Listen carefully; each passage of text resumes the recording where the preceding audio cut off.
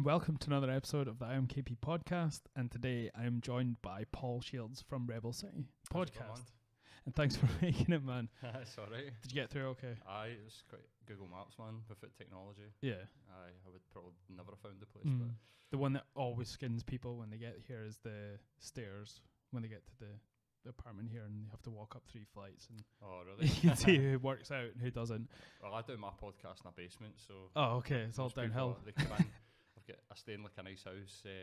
It's not mine. It's a friend of mine's, and he'll come in. They'll be like, "Oh, it's lovely, nice big high ceilings, like a Victorian sort of townhouse in Glasgow." And I'm like, "You need to just come down to the basement. It's literally like a wee tiny wee room in my basement." I think they think it's like some sort of sex dungeon or something. Like, what's going on? And so you when did you start podcasting with the Rebel? Is it Rebel City? 11 weeks ago. Okay.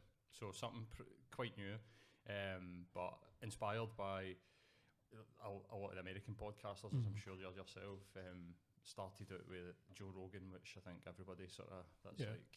I mean, anyone who's in a podcast, I know is something to him. 100% on, but I've been on to a couple of sort of smaller key guys, like Sam Tripoli. I don't know if you've seen... Yeah, the comedian. Hat. Yeah. Is it him and... who else does that? Is it Eddie Bravo, or is that just a live show? He's on it. I think he's probably done about a handful. He's definitely their most common recurring guest. But what's the show about, actually? Conspiracy theories, the tinfoil hat. But it's actually getting a bit... I've stopped watching. Sorry, man, if you just bring this up to you because of the... Cool. Is that better? If you just bring it up, I know you're there. Quite tall. So yeah, it's getting a bit sort of... That's good there. They've went quite deep into the sort of QAnon stuff, right, which I'm not really into. I like the fun side of conspiracy theories. Yeah.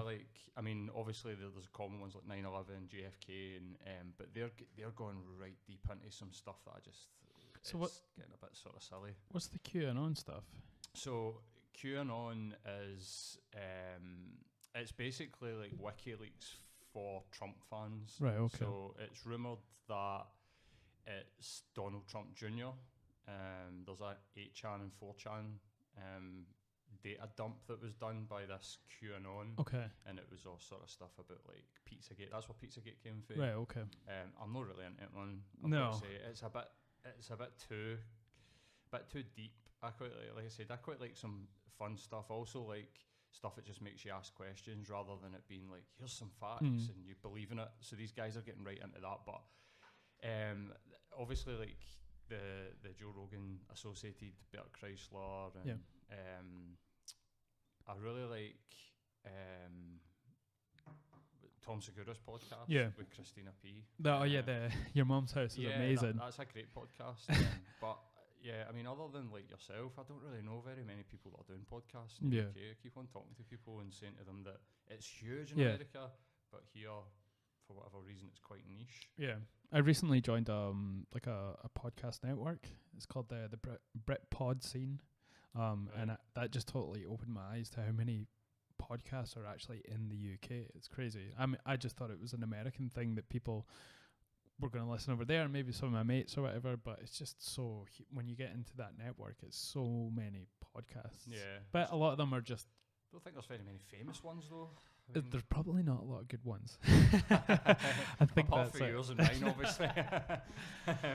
But no, you're probably right. I think that the UK podcast scene's really specific. There's a lot of like very, very... There doesn't seem to be very many general podcasts like that just want to speak to whoever, this one, that one. Yeah. There's very specific. A lot of niche stuff. I mean, I don't know if that's representative of the UK itself, or there isn't just many people that are doing sort of general podcasts. I mean, do you think people over here would... I mean, I thought Scotland would like more general podcasts as opposed to something that's quite specific. But I don't know. Like, do you think they're open to it? I just don't think that I think that we're starting to break away from sort of mainstream media. But I think America's definitely ahead of the curve when it comes to that. I mean, obviously they've still got people that will watch CNN and Fox, just as we've got people that watch BBC and Sky. But I think that only really in the last sort of 4 years we have started to really sort of seek out our own news and our own information. And I think that Americans have took to that. I mean, Joe Rogan gets more views than any news show in America. So that's insane. Just one person as well. And if you go on his YouTube videos, I mean, the Elon Musk one was like 1.5 million viewers overnight. That's crazy, man. And that's just YouTube. That's not including like all of the traditional podcasting platforms. So he's got a lot of the podcasters in America have got crazy followings. Yeah. People that they take it very, very seriously. And I think that first started out with people who were famous through doing something else that are coupling it with that and having a podcast, but now it's becoming, people are becoming famous for just doing podcasts. Yeah. That's what I'm hoping anyway. Music career didn't quite work out. I just get into podcasting. I think Russell Brand's podcast is doing pretty well. Yeah, he's pretty huge. He started his off the back of doing Joe Rogan's podcast. So as a lot of people have done as well. I mean, count on less than 10 fingers if you can how many people have went on his show and then went on to start their own podcast. I think I always get his name wrong. Sam, the neurosurgeon. Sam Harris. Sam Harris. Yeah. I always want to call him Dan. A neurosurgeon. Yeah, just known for like he's not just an atheist. Famous atheist. One of the four horsemen of the. Sam Harris, has a lot of like controversial people have went on and started podcasts. Like Ben Shapiro's got his own podcast and stuff. And don't really agree with the guy's views, but he's clearly an articulate fellow. But, he's not one that I take to that much. And he's articulate, like you say. He's a lawyer, so obviously he's going to be schooled. Yeah. But just, I don't know, there's just something that rubs me the wrong way about him, and I think it's maybe just because you're so articulate and so invested in the things that you're talking about, but at the end of the day, you still are coming at it with the guise of being someone who believes in someone or a deity that is not there. Yeah. You know, and that kind of just twists it for me. What turns me off are you adverse to swearing? No. Okay, because don't fucking bother. I'm Glaswegian, mate. It's like every second word. I'm surprised I got this far. He's a bit of a prick. I think like he's one. I don't like the fact that he makes a big deal about that he's Jewish because I see it as like an excuse for him to have sort of. It's a shtick. Yeah, exactly. And it's kind of like, who's the other guy that? Are you talking Milo about the Christian? Yiannopoulos? Yeah. He's a guy that is open, shouts about being gay because he's sort of on the surface the opposite of what a traditional sort of gay person would be like. He's homophobic almost. Yeah. Certain parts, and I think that Ben Shapiro's one of these people that it's like that sort of like, I'm Jewish, so I can't be a Nazi because I'm Jewish, and it's kind of like, well, you can, because it's an ideology, it's not a religion, it's no. And it seems the same with, I don't know if you've seen any of Stephen Crowder's stuff. He's like I know of him, Canadian sort of he's conservative and he's a Canadian, but he lives in America now, so he's all for controlling illegal immigration and all this sort of stuff. But that seems to be a dog. He falls on sorry everyone if you're listening, can't stop the dogs. He is always talking about how, one, he's Canadian and he still believes in Trump, and two, well, not Trump, but being conservative, and two, he's Christian as well. So, you know, he's still intelligent, but he's able to make these points while being Christian, and he always talks about it. That's his shtick all the time. It's like his go-to. Yeah, and I think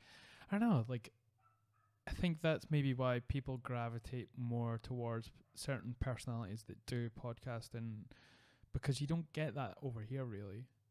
You know, there's no extreme. I think Russell Brand's maybe an example where his personality, it's like the cult of personality, but he's not extremely religious. He's not extremely right wing or anything, but people are drawn to him. He used to be quite extremely left wing. Yeah. At one point in time, but he seems to have sort of chilled out on that. I think he's realised that.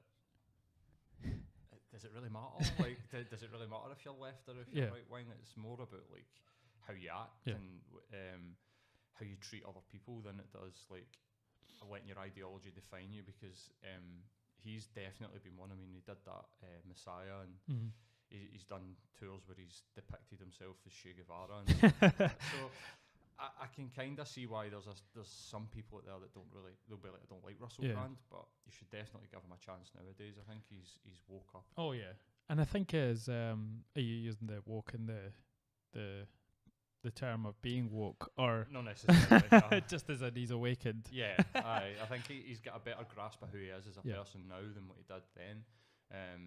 I've spoke about this on the show before, but he uses being an ex-junkie and a heroin addict the same way that these people use being Christian and sort of or conservative on these shows. Like, that's the thing that he uses to disarm you, and sort of you can able to welcome into your mind a little bit if he comes out with this first, and sort of you're like, oh shit, he is a heroin junkie, but he says all these things afterwards. But it seems like it was a long time ago. It was. That's what I was going to say. I think he defines himself as an addict. I think that he gave up drugs at like 27. Wow. So You've probably done enough. And he's nearly 40. All right. So people still talk about that sort of junky element, and that is something that when you think of Russell Brand, that's what I think about. Is the sort of.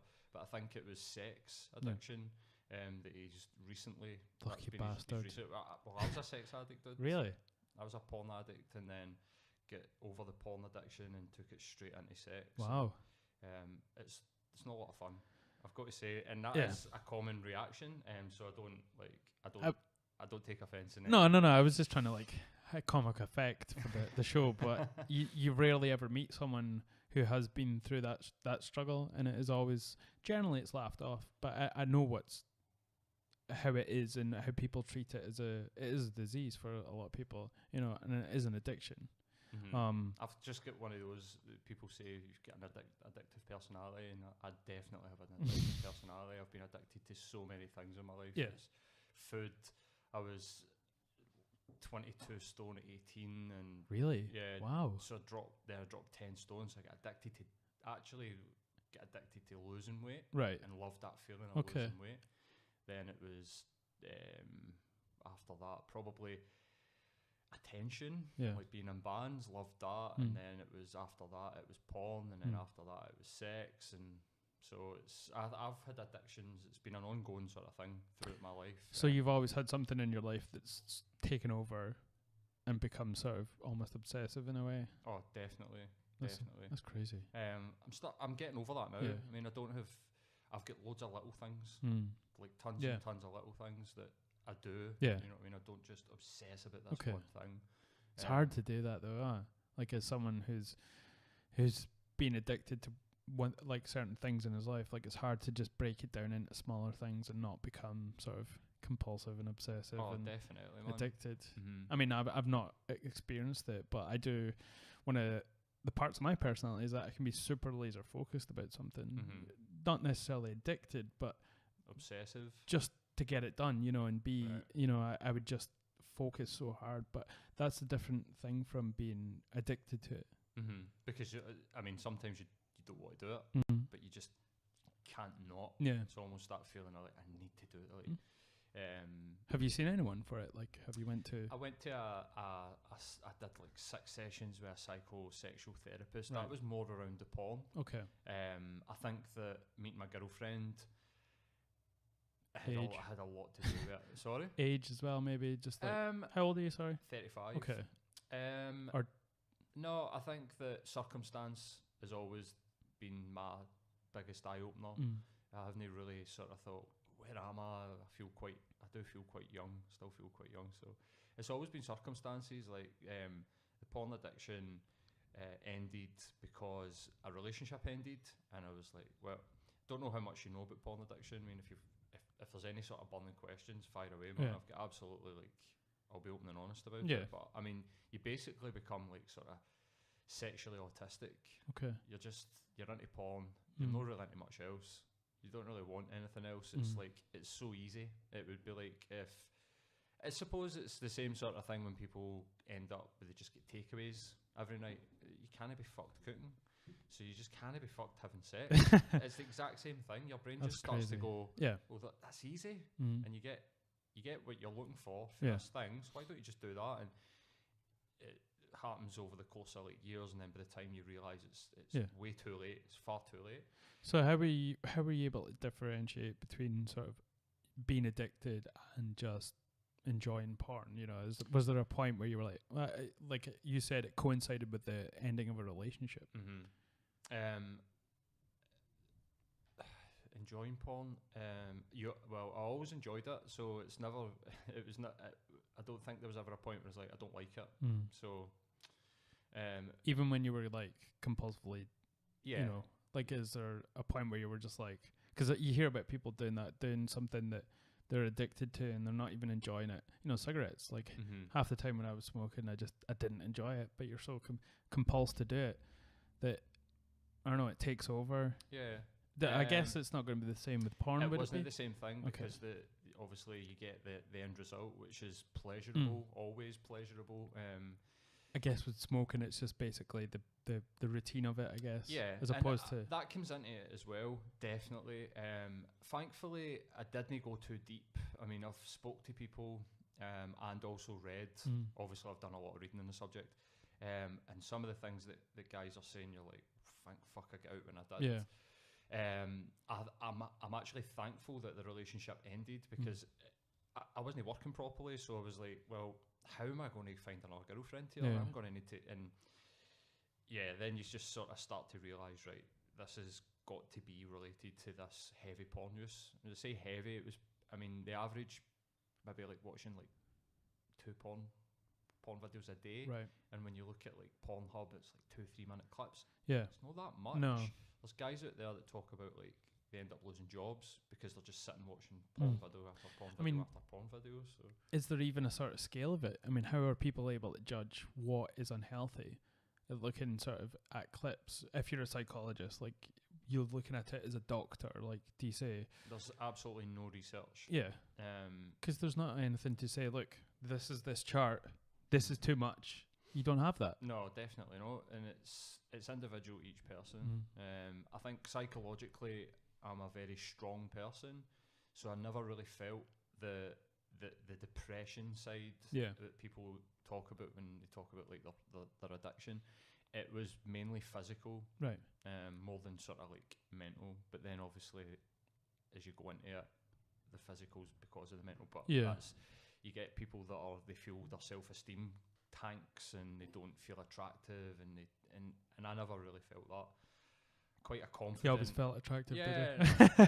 And quite a confident guy, and really sort of like, let's say, they were quite strong-willed. So it was never really about that. It was more the sort of physical side. I mean, not being able to get hard on at 29 is shocking. It shook me to my core. So that's something you experienced because of this? 100%. Wow. 100%. I mean, sitting there with an attractive girlfriend and just not wanting to go anywhere near her. And so, that was the wake-up call, because that's what happens. And is that when it happened at 20? What age was it that you sort of felt like you had something? 30. And I decided that I need to get rid of this, I need to nail this. So when they were sort of talking to you, was it just purely from the angle of sex addiction, or did they sort of help you with being an addict in general? It was just around sex. It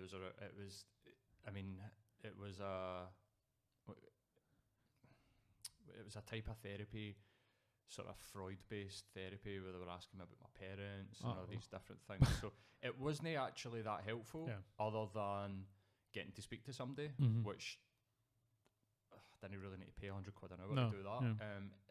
They actually had somebody say to me, porn addiction doesn't exist. So who said that to you? It was, I won't say his name. Name and shame. He's a professional, and he's a sports psychologist. Can't be a professional if he's saying that, though.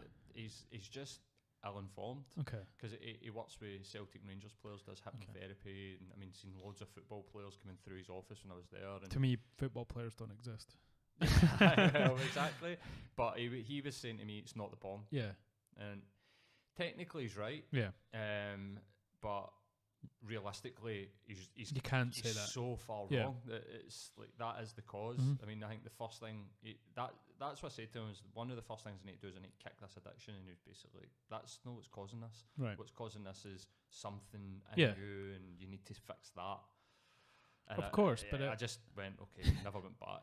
I mean, it manifests itself in what you're doing, but what you're doing is so devastating over time that it's going to affect everything in your life. So you can't just dismiss that thing to then say, oh, it's all in your head. It might be, yeah. you know, but this is something that's seriously affecting your life. So 100%. you have to take it from that angle, not the angle of just being. Well, and also, as somebody like, so since then, I had a situation happen. I mean, we can get into that, where I've went back to uni and I'm studying to become a cognitive behavioural therapist. Wow.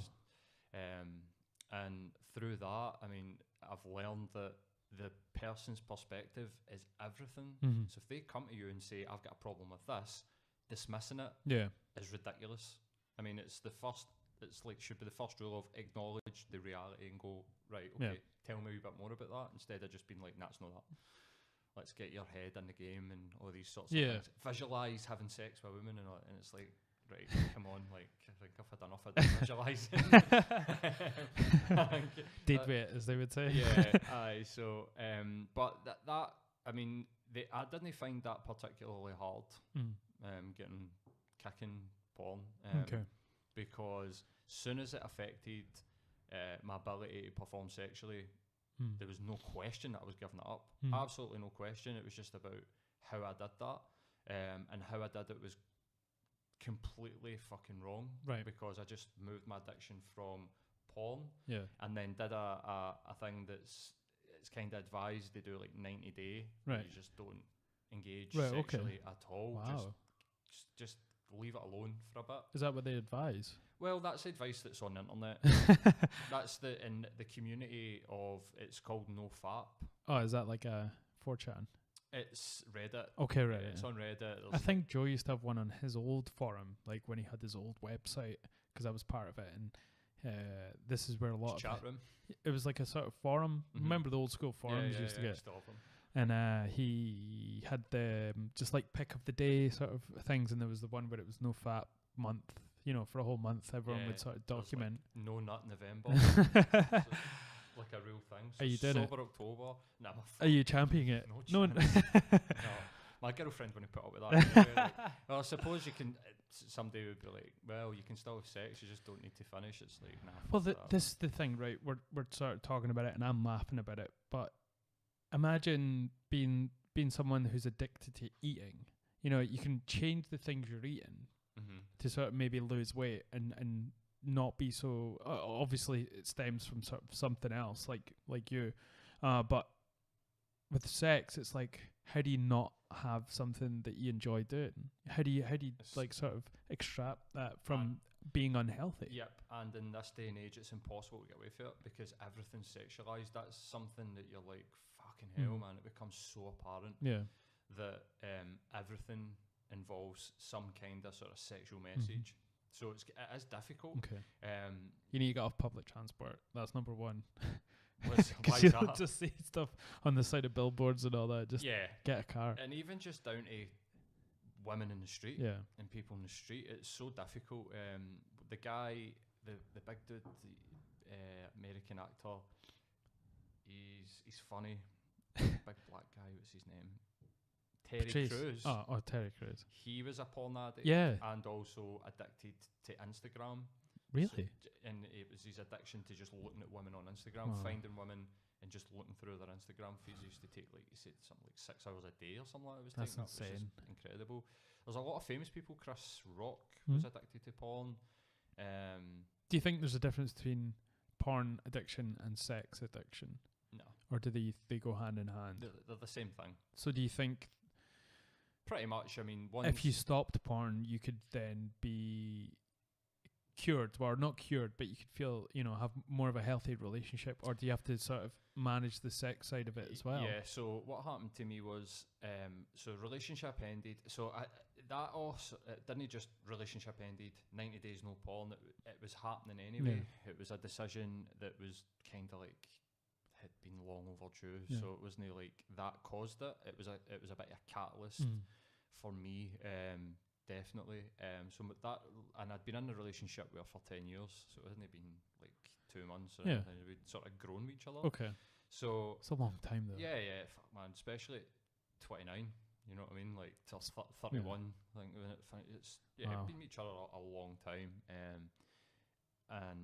So the relationship ended just as I was getting over the sort of porn addiction, and I just went on an absolute like Tinder fucking like mad crazy like 6 months, right, where I probably slept with every woman on Tinder in Glasgow that was willing to have sex with me. And I'm not even kidding on. And I don't. Did you have one of those robotic arms where they just like swipe? Is it left or right you swipe to? I can't remember. I think left. Right. Left's okay. I can't even remember. It's been years, obviously, since I've. Yeah, it's been a couple of years as well for me. So. So you're banging everything from Tinder. Oh, I mean, I had to go through a series apologising to people. It get that bad. Right. Okay. I think I felt that bad about it, but I don't consider. I'm not going to sit and be like, oh, I'm like a fucking stud or anything like that. I think if you can string a sentence together, and you're half decent, you'll find people that will be sort of in your. But I met my girlfriend, and so that I just shifted from porn and just went into sex. I mean, there was a point where I was having sex with a different woman like every night, pretty much. I was having to give my night. I was laughing with my mates, going, "I'm going to have a night off." and when you look back at it, you're like, it's kind of pathetic. Yeah. There's something kind of pathetic about it, even though all my mates were like, I can't wait to hear, like loving the chat, and I'm like feeling amazing talking about it and being like, oh, and they're like, this must be fucking amazing. And I guess as like someone who's been in a relationship for 10 years, your mates will be like all sort of cheering you on slightly after all this. Yeah, for sure. They can't wait to see who the next girl I've matched on Tinder is. Did I meet her? Or this kind of pathetic, man, actually. But I don't mind speaking about it because I'm again, open and honest about the situation. So I just burned through it, and then I get severe chronic like tonsillitis. Right. I went to the doctor, and they were basically like, "This is stress. This is bad. Like it's really bad, but it's no. You don't have a bacterial infection. It's just stress related. This is how your stress is coming out." And I realised that managing 6 or 7 women and looking for more women on Tinder at the same time was just too much for me. Causing so much stress. Yeah, causing so much stress. So I met my girlfriend through Tinder. Right. I was like, one Saturday night, just went and met her, was like, just get her banged and then that'll be it. Right. And it just transpired that I was off work that next week. She was off work that next week. We spent the week together, and then I basically just told her the situation, stopped texting back all these women, and just went right into sort of like actually recovering. Okay. Which, do you think you needed to be in a relationship for that to happen then? No. So how do you think you would have recovered when you were single? Like, could you have given yourself that chance? It would have been difficult because there's a need, and I'm addicted to sex, so I do need to kind of have sex every day. So it would have been very difficult. I think it would have probably have been harder if I wasn't in a relationship, especially with somebody that was so supportive, because my girlfriend is 10 years younger than me, so she's 25, and I just thought, there's no way that she's going to be able to understand. Or I'm going to tell her this, and I just thought, fuck it, I'm just going to need to do it. And I did it, and she was just like, what was her initial reaction like? She was sort of like, it's no uncommon. Right. Met loads of guys where it's like they're right into porn, and I was like, right, cool. So that makes you feel a wee bit more normal, and also she was, I don't know, she's just sort of really mature, and just really sort of was curious about the situation rather than judgmental. She knew as well that she wasn't the only girl that I was seeing, and all these different things. I was really honest with her about it. And if you're honest, like, and upfront, I guess that's the best thing you can do. And if she understands that and is, willing to continue, then you're all on the same level at that point. Yeah, definitely. And knows the score. But that is a tough one to tell someone. Like, I mean, I assume that you start to like her after however long, and then you have to tell her that you've got a problem with yourself. Well, I think it was so. part of the sort of thing that goes along with porn is like an element of sort of performance anxiety. So once you fail at something, it's dead easy for you to fail again. Right. So it's kind of like if you, so like an injury. So if you do your knee, if you've ever had like a bad injury, getting over. So there's the recovery that takes for your muscle to heal, but then there's a mental recovery when you go back to the gym. You pick stuff up and you go, it doesn't feel right. Yeah. And then you're like, it's fine, and it's sort of gradually, it just gets better and better to the point where you're performing the same as what you did before you had this bad injury. So that exact same thing happens. Like after about, once I started to develop sort of feelings, don't like going into how she would feel, we're getting too much of it. After I started to develop feelings and I started to think, fuck, I really like this girl, then having sex became a wee bit difficult. I started to feel really fucking nervous about it. Like, so you just need to. I just felt the need to perform. I just really need to perform here, and it was tough. So being open and honest about that as well, and she took it like an absolute trooper. She was just like, don't worry about it. I mean, I can imagine girls being like, is this me? Yeah. Like that's traditionally what happens when you sort of look into it, is that the females will just, or even guys, if you're in a sort of gay relationship, they'll just be like, it must be that he's not attracted to me, when that is not the case. It's completely opposite. No, it's like panic is setting in whenever you try and do this type. And we all know that there's a difference between the sex you're having when you're, just casually having sex, and when you start to like someone, and the sex is going to change in some aspect. Yeah. And that is something that I think there's maybe a point where it becomes like a balance, and like, how is this going to go? And I really like this person, but like their emotions become apparent to you, and it goes into it becomes a different thing. Yeah. Something that I hadn't experienced in a long time. Yeah. Well, a long time, because even though I was having sex with my ex-girlfriend, like, I know that this is another thing that people be like, really? This was like a sexless relationship, is like having sex once every 2 weeks. Okay. Something like that, where I've spoke to people where they're like, that's where I am, and you're like, but I was also masturbating every day. I was having sex every day, twice a day, just not with my girlfriend. So it's a difference. It's different to people that have just got low sex drives. That's totally fine. Yeah. Do you know what I mean? I wouldn't be like, if you're having sex once every 2 weeks, that's a sexless relationship. Definitely for anyone not. listening, like that's not. Definitely that's not. Just a normal for a lot of relationships. If you and your girlfriends don't have sex, and you are happy, what does that matter? Yeah. You know what I mean? Fuck everybody else. It does not matter. To all those pre-marriage Christians listening out there, if you're not having sex with your girlfriend, then you're okay. If she's only giving you, something that she's lying to you. It's just something that I realised that I'd read up on. I was like, what the fuck is going on here? That there's this sort of section of Christian, especially in America, where they'll do anal. Yeah. But I've heard about this. Yeah, it's how they get around God's laws, the little bylaws. So they have anal sex before they have normal. I thought sodomy was against the Bible anyway. But anyway, against the Bible. So yeah, having a sort of you also have this sort of disconnect. So with my ex-girlfriend, maybe for like 3 or 4, maybe up to like 5 years, it was more the type of sex that you'd have with somebody that. It was more of a bang. Yeah. It was more like, do you want to have sex? Or just banging. Whereas I hadn't really experienced that sort of present sort of sexual experience that you have when you're in a relationship where you feel something for somebody. It's just not, you're not just fulfilling your needs, like you're actually having an experience with someone else, and it sounds weird, and sort of in my circle that would sound, to me even saying it, like I believe like that is true, and people, there's this macho culture where it's just you can't talk about those type of things, like difference of sex between one thing to the other, but it is, and it becomes apparent when you're in a good relationship. Well, that's it. I mean, I don't think I've ever sat around with any of my mates and been like, oh man, I really connected last night, like during sex, we were like staring at each other's eyes.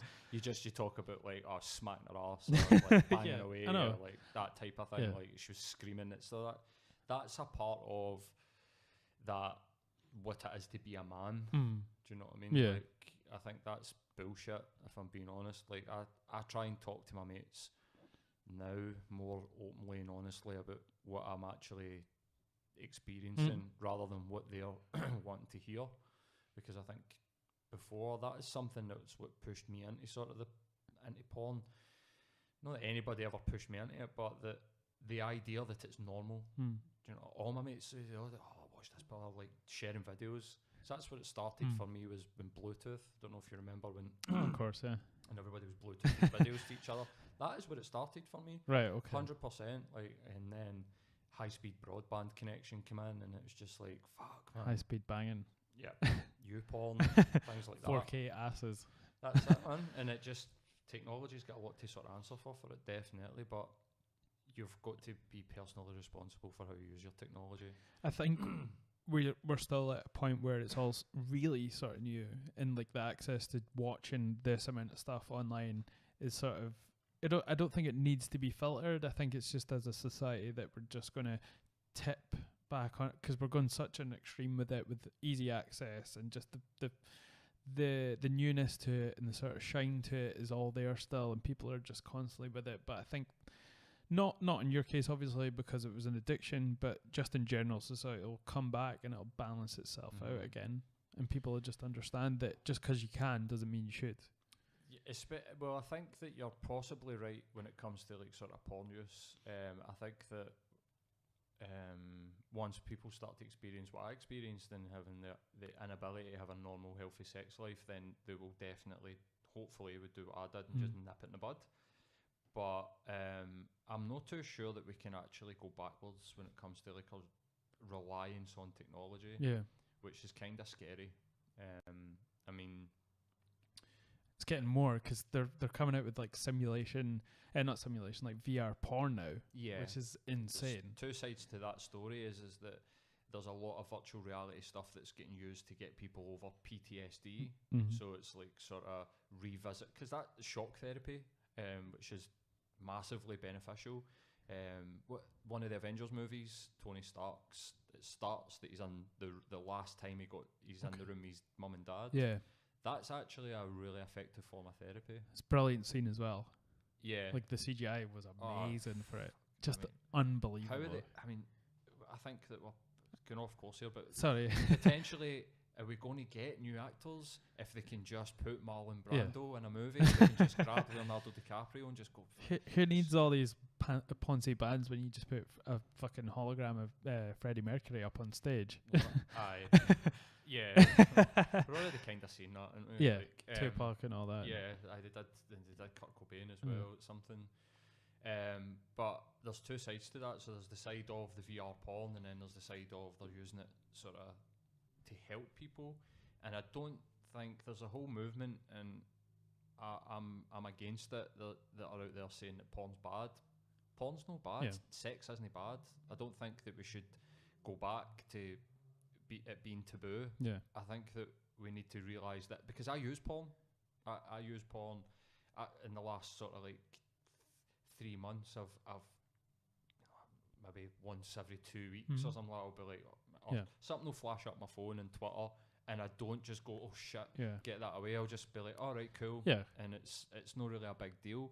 I don't think that sex or porn is inherently bad, but you can certainly have too much of it. And you can, because there are people that do that when they have an addiction, they go completely the one way, like alcohol, like teetotal for however many years, 20 years, you know. Alcohol's great, and if you're an addict, there is a certain part of it that is inherent and is a disease as well. You know, it comes down from wherever, plus, you know, there's all different factors that goes into being an addict as well. But to sort of just deny yourself something like that, I think there's something, I don't know, that you would have to work on to get to the point where you're not scared of it.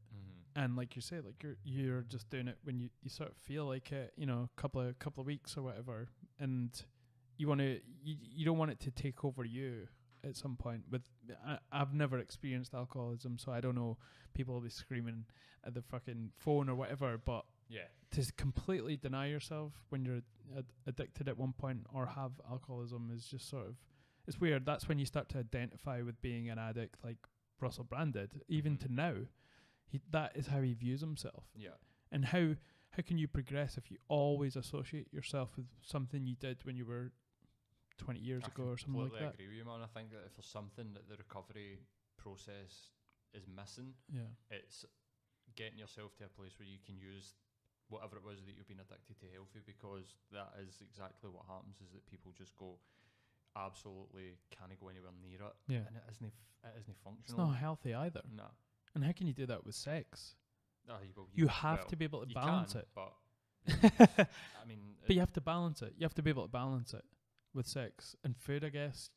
You know, you can sort of go down the road where you just purely are cooking and eating stuff that's healthy. Well, I'd say that if it's a food addiction, the recovery is even worse, because what they'll do is they'll staple their stomach. Yeah. It just doesn't work.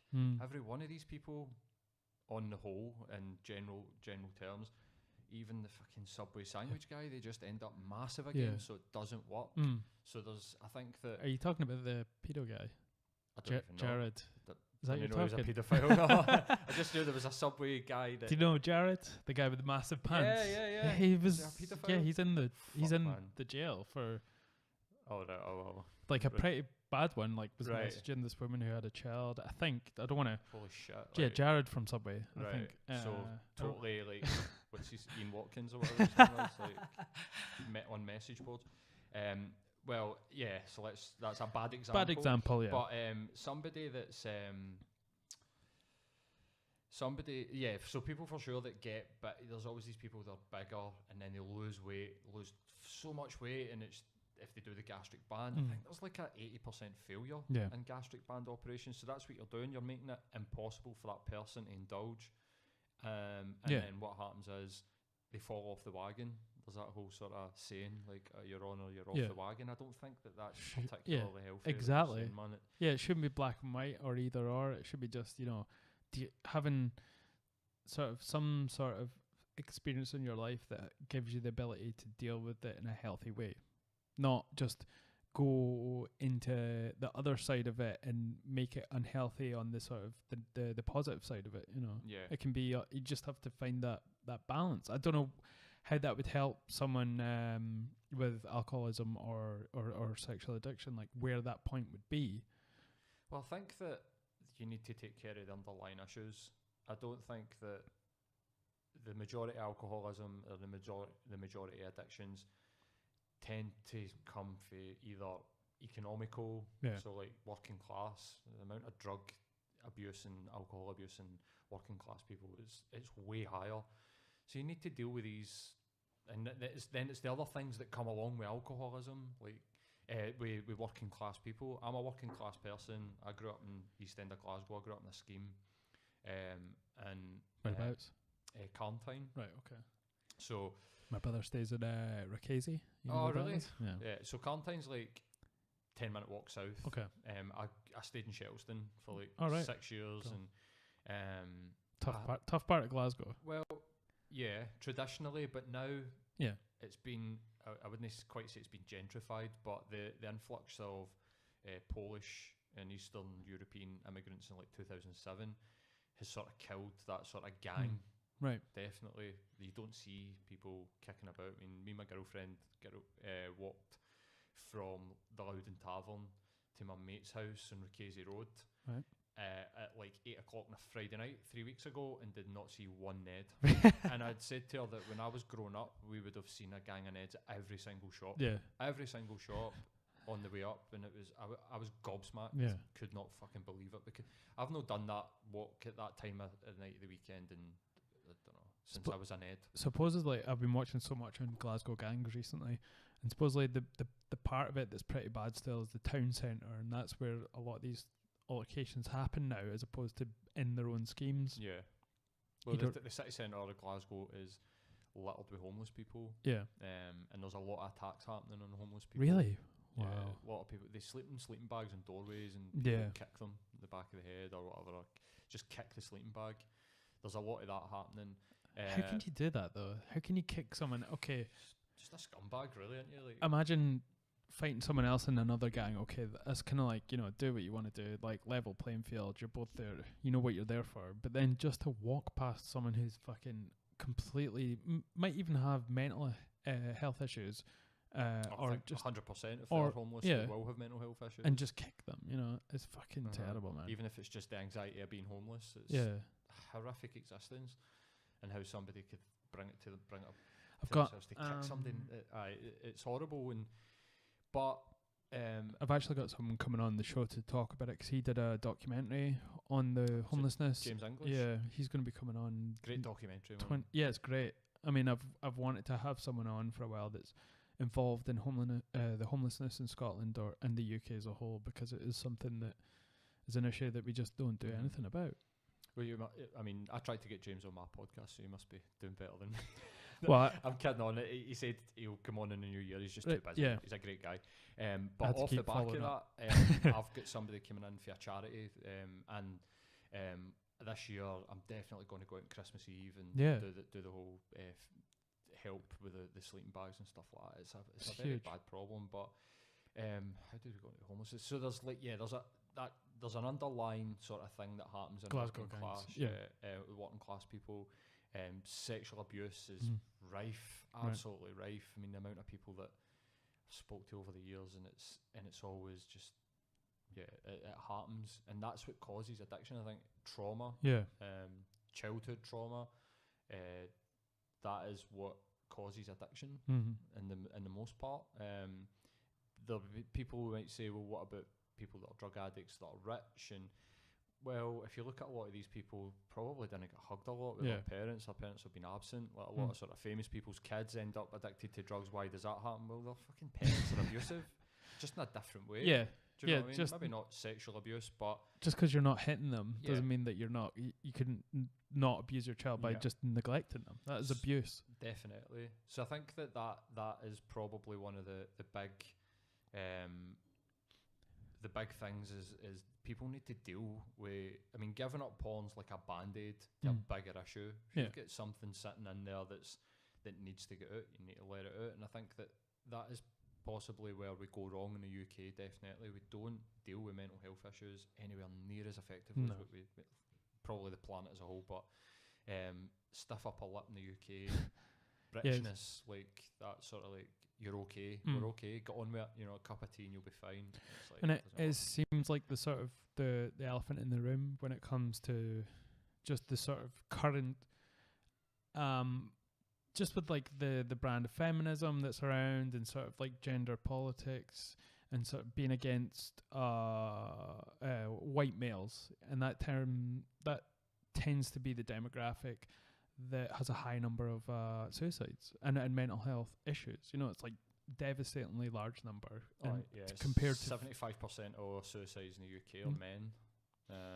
And you know, what does that say? Like, is it something that we just have to ignore because that means we have to say that men are also vulnerable and are at, what's the word I'm looking for, at something anyway, I think it's like exclusion. I think a lot of guys feel excluded. If you look at university places, predominantly female.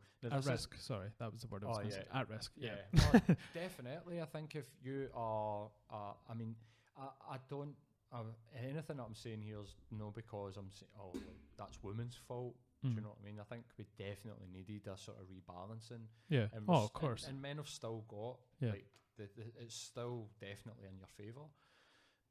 But in the UK, if you're a working class or even just a white male, you're definitely bottom of the food chain. You're expected to take care of yourself, I think, is probably the best way to put it. Like, but do you know the amount of eye rolling I see when you mentioned that white men and men in general are killing themselves in record numbers? You know, like people just go, ugh, when you mention it. I mean, it's not a good response to women being sort of when it comes to domestic abuse and women being sort of abused and sort of like sexually harassed in the workplace. Obviously you don't retort with, well, men so and so and so are killing themselves. Like, most people tend to bring that up when women are trying to talk about their issues that they have in society. So but at the same time, it is something that still gets sort of eye rolled at when you bring it up, not even in that context.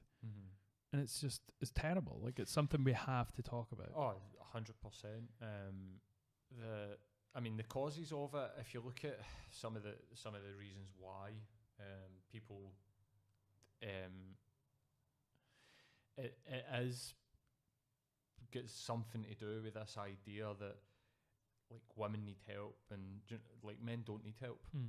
If you're a man, and also like I've got to be honest, dude, like we're our own worst enemies when it comes to this, because if men ever speak up and say like I don't feel right, other men will be like fuck pussy. You know what I mean? It's that, but that is ingrained in us. Like it's that. I mean, if I had a conversation with my barber like 2 weeks ago, and we just get into it.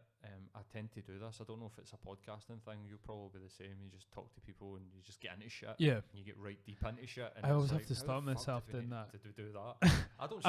I always felt embarrassed about it. You know, doing that in public, and I always felt like this was my outlet, is doing this show, because the amount of times that I've been on a night out and just kind of drunk and always wanting to get in like in depth with people, and they're always like, oh, just stop talking. So I always think that carries on when you're sober as well, and people are just like, no, I don't want to talk about this to you, and I'm just like, if it's the same people, like if it's like friends, I'll not get into it, because they've heard that.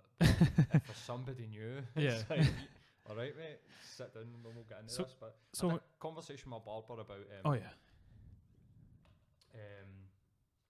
don't know how we got on it, but I just said to him, like, I'll give you my dad's greatest hits, and we spoke about like these sayings. Like my dad had these sayings he would say. Like my dad was born in like 1945 or something like that, so he was a bit older when I was born. They were my mum and dad were in their 40s by the time I was born. Okay.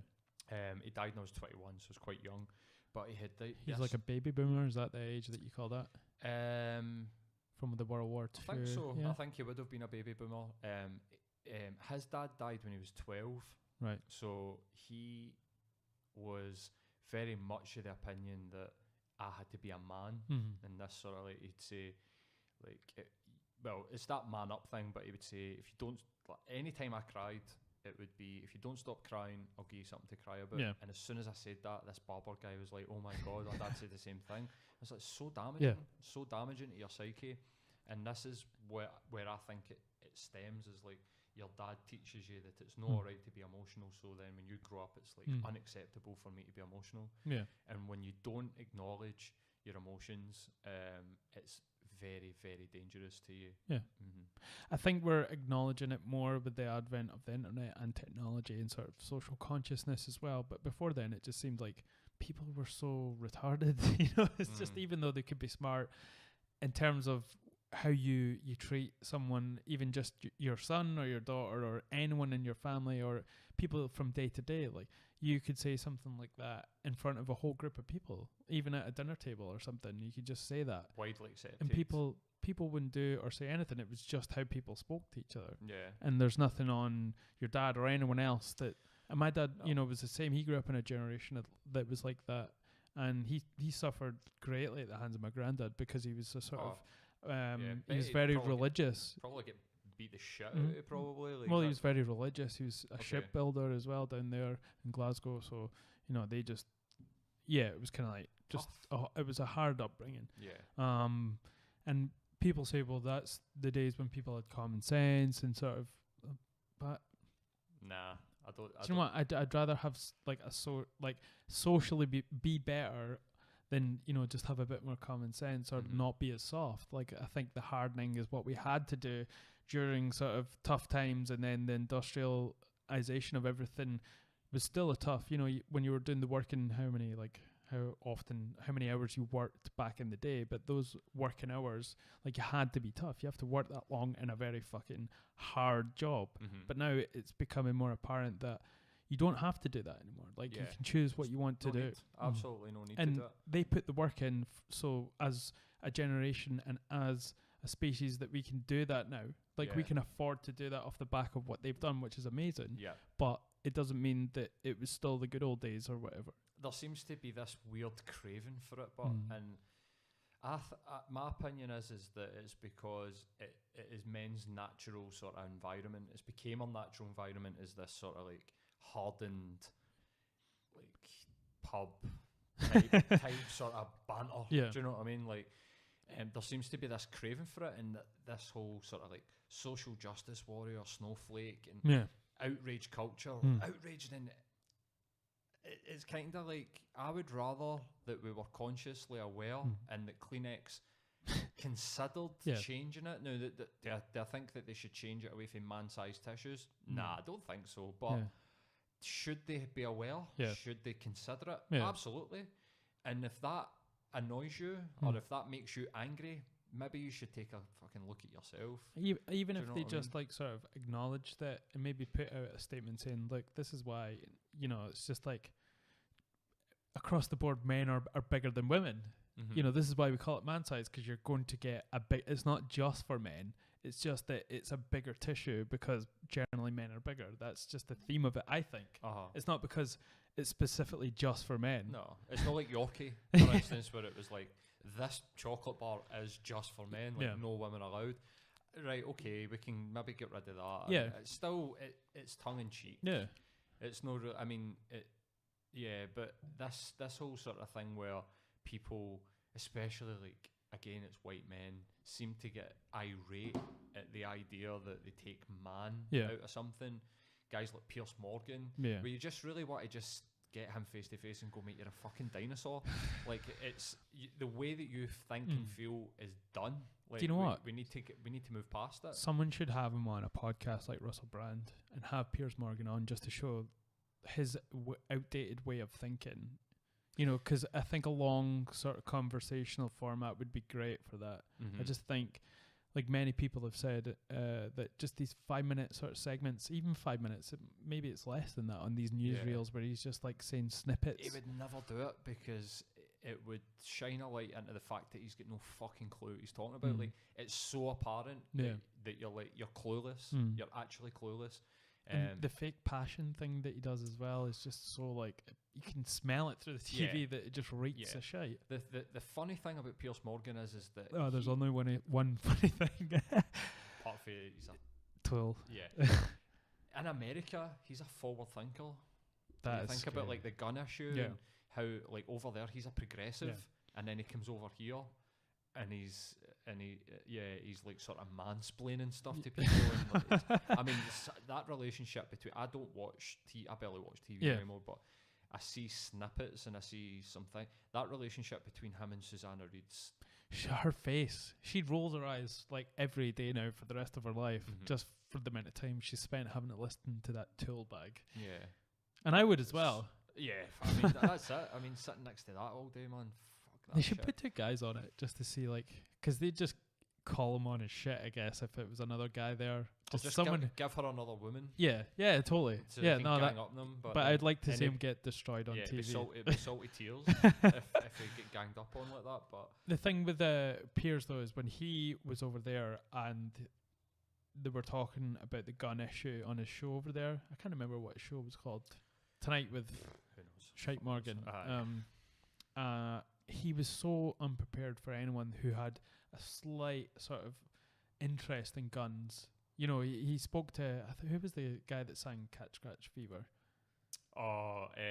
Ted Nugent. Yeah, he was on there, I think, just talking about it. And he's like, a gun nut. He's so into it, and he goes so in depth with all the sort of rights, and he's part of the NSA as well, and he's like shooting fucking pigs out of a helicopter.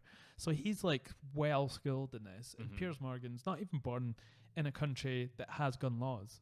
Or it has your guns other than, you know, shooting fucking foxes. And the thing about guys so he was so unprepared for that argument. Yeah, and it was Ted like Nugent's guns, an intelligent guy. Guns. That's it. The problem is that people think that guys like Ted Nugent are idiots. No, and he's not. He's, I mean, apart from the fact that he can write music, which takes a certain amount of intellectual. I mean, you don't need to be and he can shred well read or whatever like that. Like, but it takes a certain amount of sort of dedication and all these different bits and pieces. Like, the guy knows what he's talking about and he's into his guns. So if you're going to go and debate somebody like Ted Nugent, you need to know exactly what you're talking about. And he had nothing. And what happens is he just starts to virtue signal all over the place, and that is exactly it. He just starts to puff his chest out, and it just doesn't work. Like, if you ever watched like the one he did with Jesse Ventura, that was Jesse terrible. Ventura fucking bitch slapped him all over the place, and you're just like, fuck's sake. If you're going to go on a show like that, I think Piers felt that just the pure idea alone of allowing guns and no sort of like background checks in itself would be enough to sort of have an argument.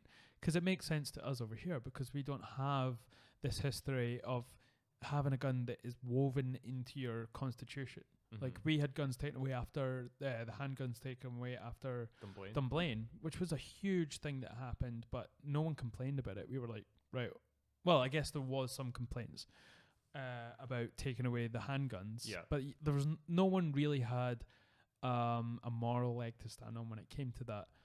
But he's gone over there just with that kind of mindset, not really knowing and where, like, how many, like 330 million Americans are coming from, because this is woven into their sort of constitutional DNA to be able to have these guns. And we don't have that.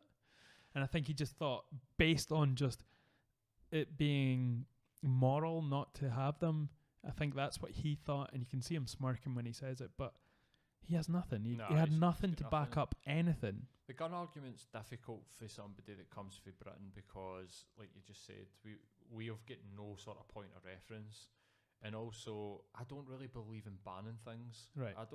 Again, it's kind of like what we're talking about with Paul. If you take away their guns, you're not really addressing the issue, are you? You're kind of just over my cold dead hands, as Charlton Heston. Yeah, exactly. But it's not really getting into the wider issue, because the main thing that they want to ban guns is because of the school shootings. Yeah. I mean, other than that, do they really have that big a problem? Other than in America, you're saying? Yeah. Okay. I mean, there's gang violence and like sort of real sort of like microcosms like LA and New York, but they don't have people running down the street shooting each other than in this sort of like mass shooting sort of epidemic that they're seeing. The problem, I don't feel that the problem is the gun. Right. It's the person that sits behind the gun. And I think that they need to try and address the fact that they've got a uber violent society. Yeah. I know what you're saying, right? This is something I've thought about a lot, and it's this. Someone's made this sort of comparison with if you know how many people get killed a year from being in a car, you know, driving it and just walking down the street and getting hit. And someone made the argument, well, you don't see them trying to ban cars. It's a bit of a silly argument. It's a terrible one, but people say it's not the gun, but those guns are designed for one purpose. Oh yeah, so AR-15s and assault rifles, that's a different, I think that's a different argument than just banning guns. Yeah. I think that you don't need an automatic machine gun to go hunting. And if that is, because that is the main thing, is like we hunt and there's a lot of wilderness and all these bits and pieces. Yeah, but you can have your rifle. You don't need something that pumps out like 1,000 rounds like in like a minute or whatever it is. So that's a different sort of, I think that they should definitely, I mean, I don't see why people should have like machine guns. You just mean as a whole, the idea of banning guns is it shouldn't happen. I get what you're saying now. It's not like I was thinking purely from just, you know, gun, they are 15 and all, and like Uzis and stuff like that. Yeah, I mean, I think that's, and I think that how easy it is to get them is crazy. I mean, people walking into Walmart and leaving with fucking guns, like, what the fuck, like go to Tesco. Well, just come out your gun. It's like, what? I lived in Louisiana for just over a year. I went to high school there, and I remember going to Walmart and just seeing the guns in there and the bullets everywhere. And the sports section as well. And I was like, sports and baseball bats and a fucking automatic fucking gun. It's crazy. But I know what you're saying. Like, we don't have a complete ban on guns here either. You know, we're allowed farmers and all these people who have severe checks, and have to have their guns under lock and key, can have shotguns for, you know, dealing with pests or going shooting for like deer, you know, the ones where someone will take you up there and you can hunt for a stag in Scotland and then wear its skull on your head. I think realistically they're only 200 odd years past the last sort of revolution, so they know what happened. They've get at that point in their history where they're sort of like, they're still thinking on terms of uprising and civil war. Yeah, okay. Definitely. So we're more established in Scotland and the UK because when's the last time that all happened to us? You know, like 1,000 years ago, properly, maybe. We don't really talk about it that much as well because... Oh, actually, 1740 40. Was the rebellion, the Scottish rebellion. The second one was 45, was it, with Bonnie Prince Charlie? No idea. I know a little bit. Scottishness is something that I've adopted since 2014, or the run up to the. I used to hate being Scottish. Yeah. Actually, like took that train spot and sort of route. It's shite being Scottish. It's definitely not. I think that they're still in that sort of mindset. They've still got that sort of like that. This is my protection against the government, and so they've got so many different arguments for keeping their guns. But I think that they should. I think they should do away with the machine guns. Get some decent fucking provisions in place for making sure that people are okay to handle a gun. Potentially, you need to maybe go and pay to do a course. I mean, the argument about the car, that's great, but they don't just open the door and go fire in the car and jump on the road. Let's see how you get on, which is kind of like what happens with our guns. I mean, you don't have to learn how to use a gun at all. No. And the background checks are minimal. Yeah. They're basically like, I think if you're a felon, I think pretty much that's it. I don't know if they... And if anyone knows how to use one, it would be a felon.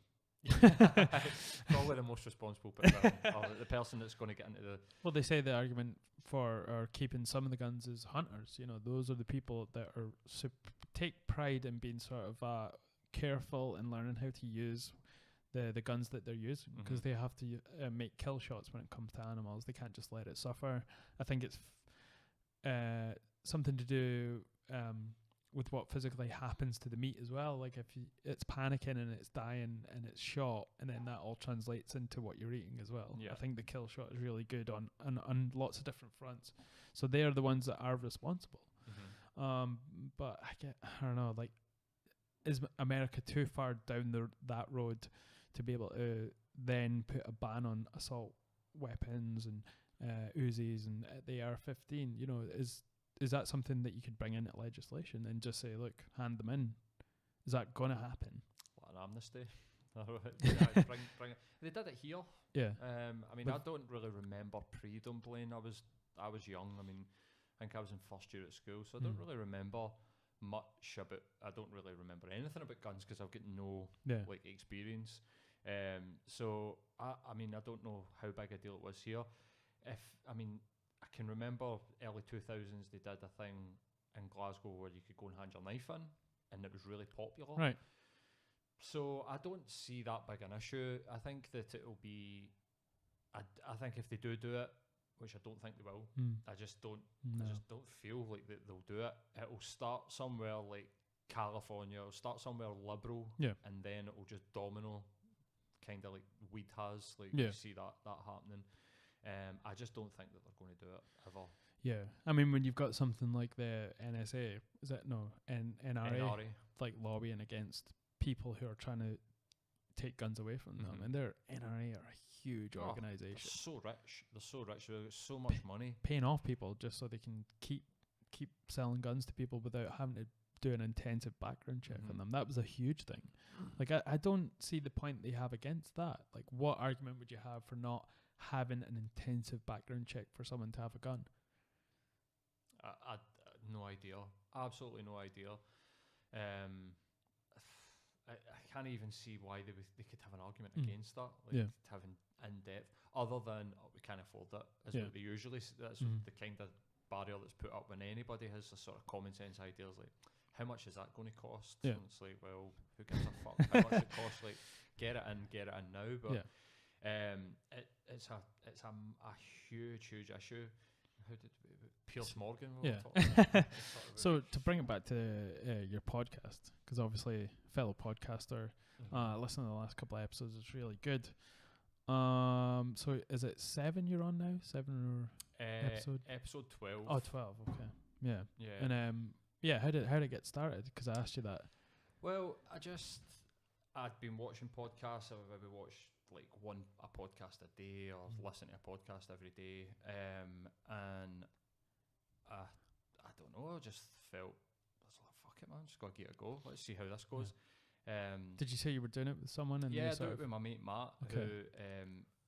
Who that was a lot to do with the motivation of doing it, because like sort of pre my journey through porn, sex addiction, and where I'm just now back at uni, I had to kind of take a step back for like my social circle. Right. So I had a huge social circle through being in bands and playing music, and there's a lot of people, no offence to them if anybody is stalking me and listening, excuse me, a lot of people that I don't really know, but they think that they're my friend, and there's certain expectations that go round about that, and I was just like, fuck this, man. Like, there's no way I'm getting made to feel guilty about not going to somebody's birthday party. I don't even fucking know who they are.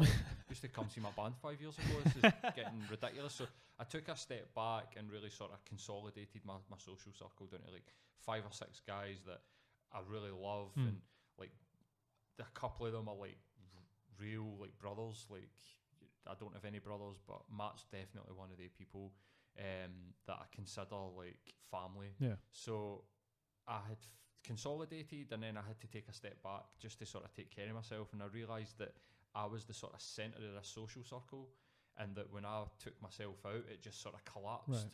So I started to think of things that I could do to get back in touch with my mates, and it's not even just like in touch as in speaking to them, because I was still speaking to them, still going on nights out, but really wanted to connect, and so I felt that the podcast, I was just going to do it myself. But I just felt that it was a really good way for me to get back and spending time with Matt every week. And so did you have like a sort of specific view of what you were going to do with it, or was it just generally sort of just going there and turn up and see what comes out? Just see who we could get to come in and speak to us. And the name as well, Rebel City. So Matt had come up with that. So we're both Celtic fans, and I had actually said to him, maybe Rebel might not be the best idea, because when people go onto Twitter, they might see that we're Celtic fans and just go, right, Irish Rebel. But he was more, well, neither of the two of us are into the Rebs or Irish Rebel music. I mean, I'm come from an Irish background. I'm sure Matt does as well, but it's not something that I really particularly like identify with, and the troubles and stuff like that. It's just like, nah. So, but it was his idea to come up with a name, and he was saying that Glasgow's like a rebel city, because we voted for independence. We kind of like go against the grain, in that sort of sense. Say that. Yeah, we voted for independence. Sad to say, Edinburgh did not. I'm not from Edinburgh though, so I'm near Dundee. You should just move to Glasgow. It's so much better. So. I'm not a fan of Edinburgh at all. I think that's identity. My Glaswegian identity. Because they're so sort of wildly different cities. I mean, Frankie Boyle sort of puts this in an amazing perspective, and he says the difference between Edinburgh and Glasgow is if you see someone running down the street with a golf club, those mean different things in each city. Like 100%, in Edinburgh, they're probably actually going to play golf. Definitely. In Glasgow, you're getting... Oh, fuck, that's right. And that's happened to me many an occasion, getting chased by a golf club. So, but that was part of the sort of thinking behind it, is that we're a city that sort of goes against the sort of grain. Yeah. And I think I love Glasgow. I don't even just I think my affiliation with where I'm from has really became something that I identify with more than I do being Scottish. Right. I'm like Glaswegian first. That's probably to my own detriment, because there's that sort of thing where people at Edinburgh, I'm like, fuck off. Like, or there's that sort of like Choctaw sort of thing that people are like, if you anywhere north of Glasgow, you're a Choctaw. I'm a Choctaw. Like, all my brother's family used to call me a Choctaw because I was from Blairgowrie. I don't know if you know where that is. It's like berry picking central of Scotland, and all the Glaswegians would go up there to pick berries for the summer and then go back down the road. So that was a holiday for them, and it felt like going into the sticks. So I always got called a Choctaw. It's a great word though. It's a derogatory term though. Of course it is. I think it really is. Like, I think people get really offended. I got called it when I was like 5, but I always just thought it was funny. I never knew the backstory to it, or I don't even know the backstory. Okay. It's like I put like a post on Instagram, and it's causes a lot of controversy, and it's about the buttons, the remote control you use for the television. Like, the idea is, some people call it a doofer, Never. I Right. just don't. I've heard people call it that. I differ. Differ. Or Differ. I used to call it the buttons, but now I call it the remote The for remote. some reason. Aye, the remote. It's like common sense, isn't it? But I looked it up and it said differ just means an object that is unknown. So if you don't know what an object is, you just call it a differ. Right. So But it didn't have any. I tried to look at the etymology of it and it just didn't really say anything. So I when guess the it's just people like a thingamajig. I guess. yeah, aye. So when the remote control came out, people didn't know what it was. It's like, what is this thing? Pass me the. Forget me the differ. differ instead of like the buttons. But that's when it was still attached to the TV as well. That's just something. I mean, I have many a conversation with my girlfriend, and I'll say stuff, and she'll be like, "Fuck off." I was explaining to her that because I've got a Mega Drive for like back in the day, so we're sitting. I was like, Master or Mega Drive. Oh, the like Sega Mega Drive. Drive. No, the Master System. I'd love a Master System. I had the Master System. I had one as well. Skipped the Mega Drive, which was the better one. I think the Master System was before. Yeah, I had the first one and I skipped the. And even though it had more games on the Mega Drive. Mega Drive, great. The Genesis, like if it was in America, what was your next console? What did you skip to? I think I had PS1 after that. Fucking hell! You had a Master System into a PS1. Yep. No SNES. No, I missed all that stuff. Whoa! I was out in the sticks, like running about, just chasing people. Fair enough. Healthier childhood than mine. Making bow and arrows and chasing squirrels. That's totally. I used to get like better, bits of cane. You know what would you even call it? Like the cane you get for like. I don't know. You stick it in the ground and sort of like bamboo cane. Bamboo cane. Yeah. For like vines. Yeah. Right. Used to take them, and I used to take my dad's drill bits and like put them in the top and make a bow, and then just like shoot squirrels in the. Never ever hit one. Did you ever hit one? No. I was gonna say, fucking hell, man, I made a bow, but I never shot any squirrels. But my dad.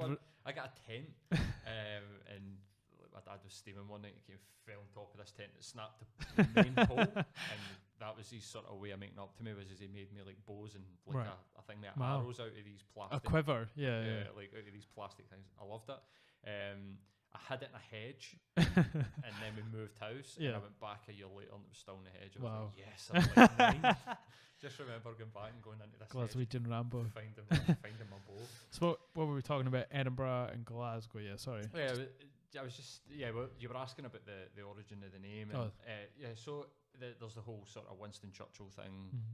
Back during the Second World War, I think they went on strike in the munitions factory in George Square, and he sent the army. So there's been this sort of like rebellion sort of theme. So Matt thinks anyway. I feel that's still thematic with Glasgow. It feels like you say, it's against the grain, and they feel like they're sort of just in general rebelling. You know, the Glaswegian people feel like that as a whole. I'd say so. I mean, I think that there's this weird thing that happens where if you go to Glasgow and you're not from Glasgow, Glaswegians will be the most helpful, like beautiful people. But see if you're from Glasgow, it's like we hate each other for some reason. Or that used to be the case anyway. But that was the whole thing about the name. He was wanting it to be about sort of like Glasgow, and I never really seen it like that. I've always just been kind of like just sit down and talk, and if we can get people to come on. I mean, I've spoke to people. Dan Proverbs, he's from a charity called Brothers in Arms, which is a male suicide prevention charity. Spoke to him. Also spoke to Jamie Cook, who's Universal Basic Income. He's working between Glasgow and Philadelphia. So what's his affiliation with Universal Income? Is he trying to bring it to Scotland? He's the head of like some sort of arts council. Right. And so it's big in the arts community, like to try and get UBI, as he was calling it. And then also they're trialling it in places in Scotland. He told us a story actually, which was heartbreaking, that they were trialling it. They were going to trial it in Toronto. Yeah. And they cancelled it. I think, did they not do it and stop it halfway through, I think? Well, there was people waiting their payments. And they had... So they didn't even get the data from the experiment. They just cancelled it halfway through, and it was a nightmare. Which is terrible. You know, there's people waiting on it. Yeah. It's like, you know, where there was people a lot of stories. People had planned about going back to kind of education and... It's amazing how just even the idea of that just inspires that kind of hope in people to then be able to do something like going back to college. I mean, it might be idealistic, but at the same time, it still gives you that room to go and do these things that you probably wanted to do, but you're struggling and crippled by just your paycheck from week to week. Aye, living fucking aye. That's UBI is one of the things I think is. If you can't tell, I'm all for it. What was that, sorry? If you can't tell, I'm obviously for that is one of the things that I'm like. That guy had me convinced. Like, I mean, I was always kind of like, this could work. It's just, I know that it's always the same thing. Just how much is it going to cost? Yeah. But the amount of money that gets spent. I mean, he was saying that it, in real terms, it would actually only cost like. Sorry, man. This is starting to like. So in like real terms, it would only cost a fraction of what people are saying that it would, because of the amount of money that we put into housing benefit, universal credit. They're starting. So I hate about the fucking Tories is that they take stuff like the living wage and they just like turn it into something that is like a rotten apple. This universal credit is like almost like a sort of point towards the universal basic income. But like when you hear it, fucking opposite. When those words hit your ears, you're like, oh, it sounds like they're doing something quite similar to this, when it's completely not. Yeah.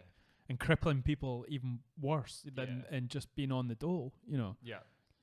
So the amount of money that's spent on these things that would just go by paying people money just to live, like to survive.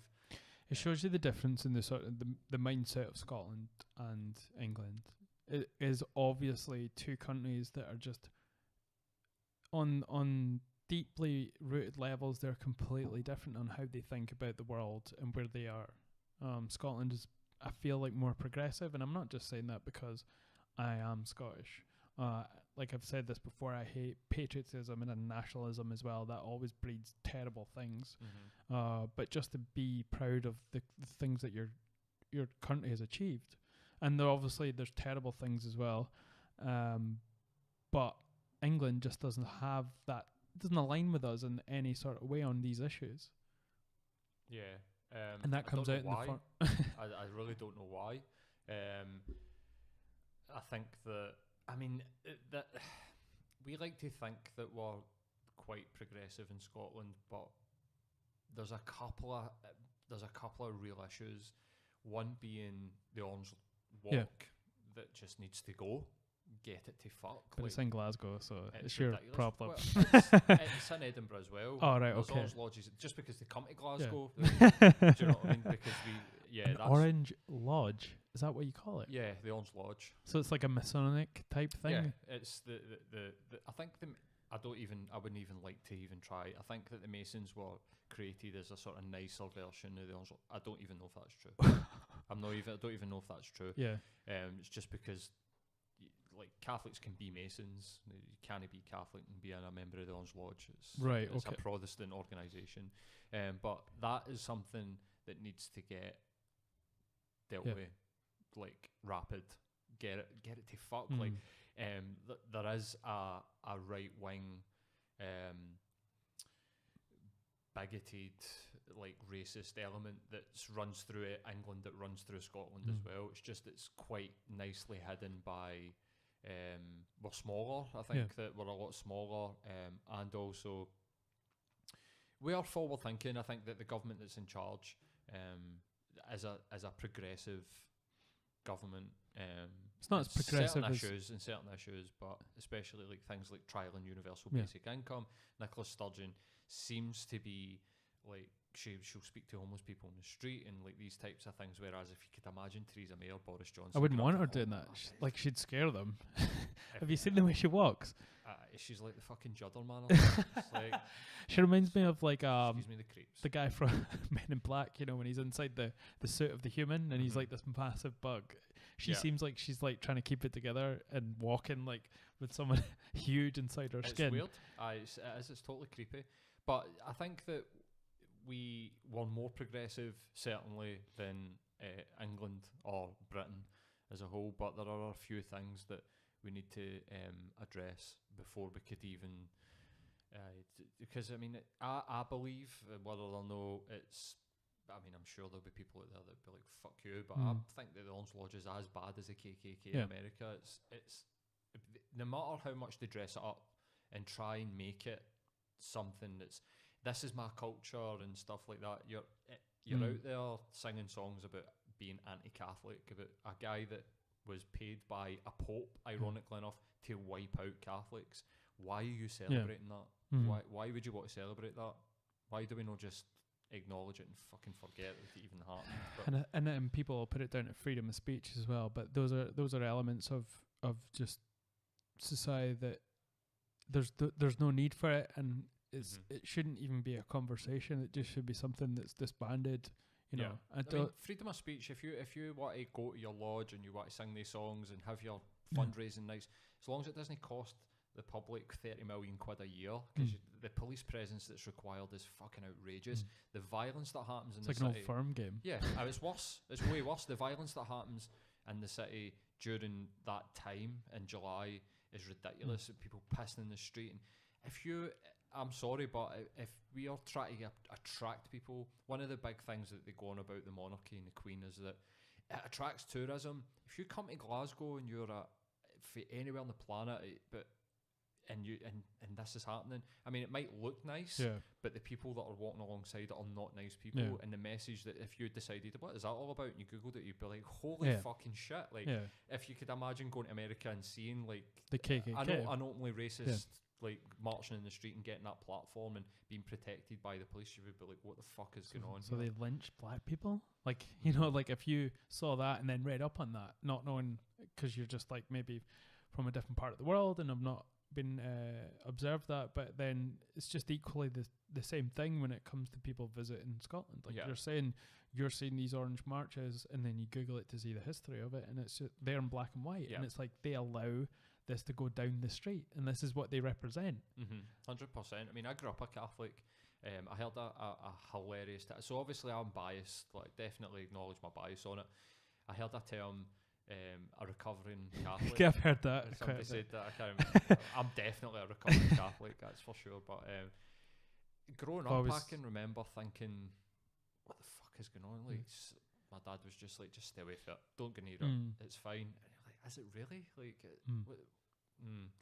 I think it's ridiculous. I mean, I guess it's probably the closest thing you could have been to be sort of ostracized in your own country, being a Catholic and seeing this thing walking down the street. You know, it's like, oh, wait a minute, is it Catholics that are in the Orange March? No, Protestants. Yeah. So I was getting them confused there. So that is the closest that if you sort of, it was entertained more, and it's not sort of contained as it is now, then that could have been something that could have spilled into your life at some point. Oh, I mean, it definitely did. I mean, I can remember being 14 and standing at high streets. There's a high street in Glasgow. They'll walk along the Gallagate and they sort of cross over each other. And if you're there, you're not allowed to cross it, because if you cross it, it's disrespectful. So you need to you play with the rules. So it's a 14-year-old boy, just a couple of my mates out on a Saturday afternoon doing the usual, wandering about, looking at birds, and standing at the bottom of High Street. And I didn't even have a Celtic top on. I had an Umbro t-shirt on, and at the time Umbro made Celtics t-shirts. And a fully grown man walked by and punched me in the face. Like, guy must have been about 40, or like a man like me right now, like huge, like a big guy. Like knocked me out, like knocked me clean out at 14, and that is the type of thing that goes on. Like, still don't know so much. I mean, no heard anything, no experienced anything.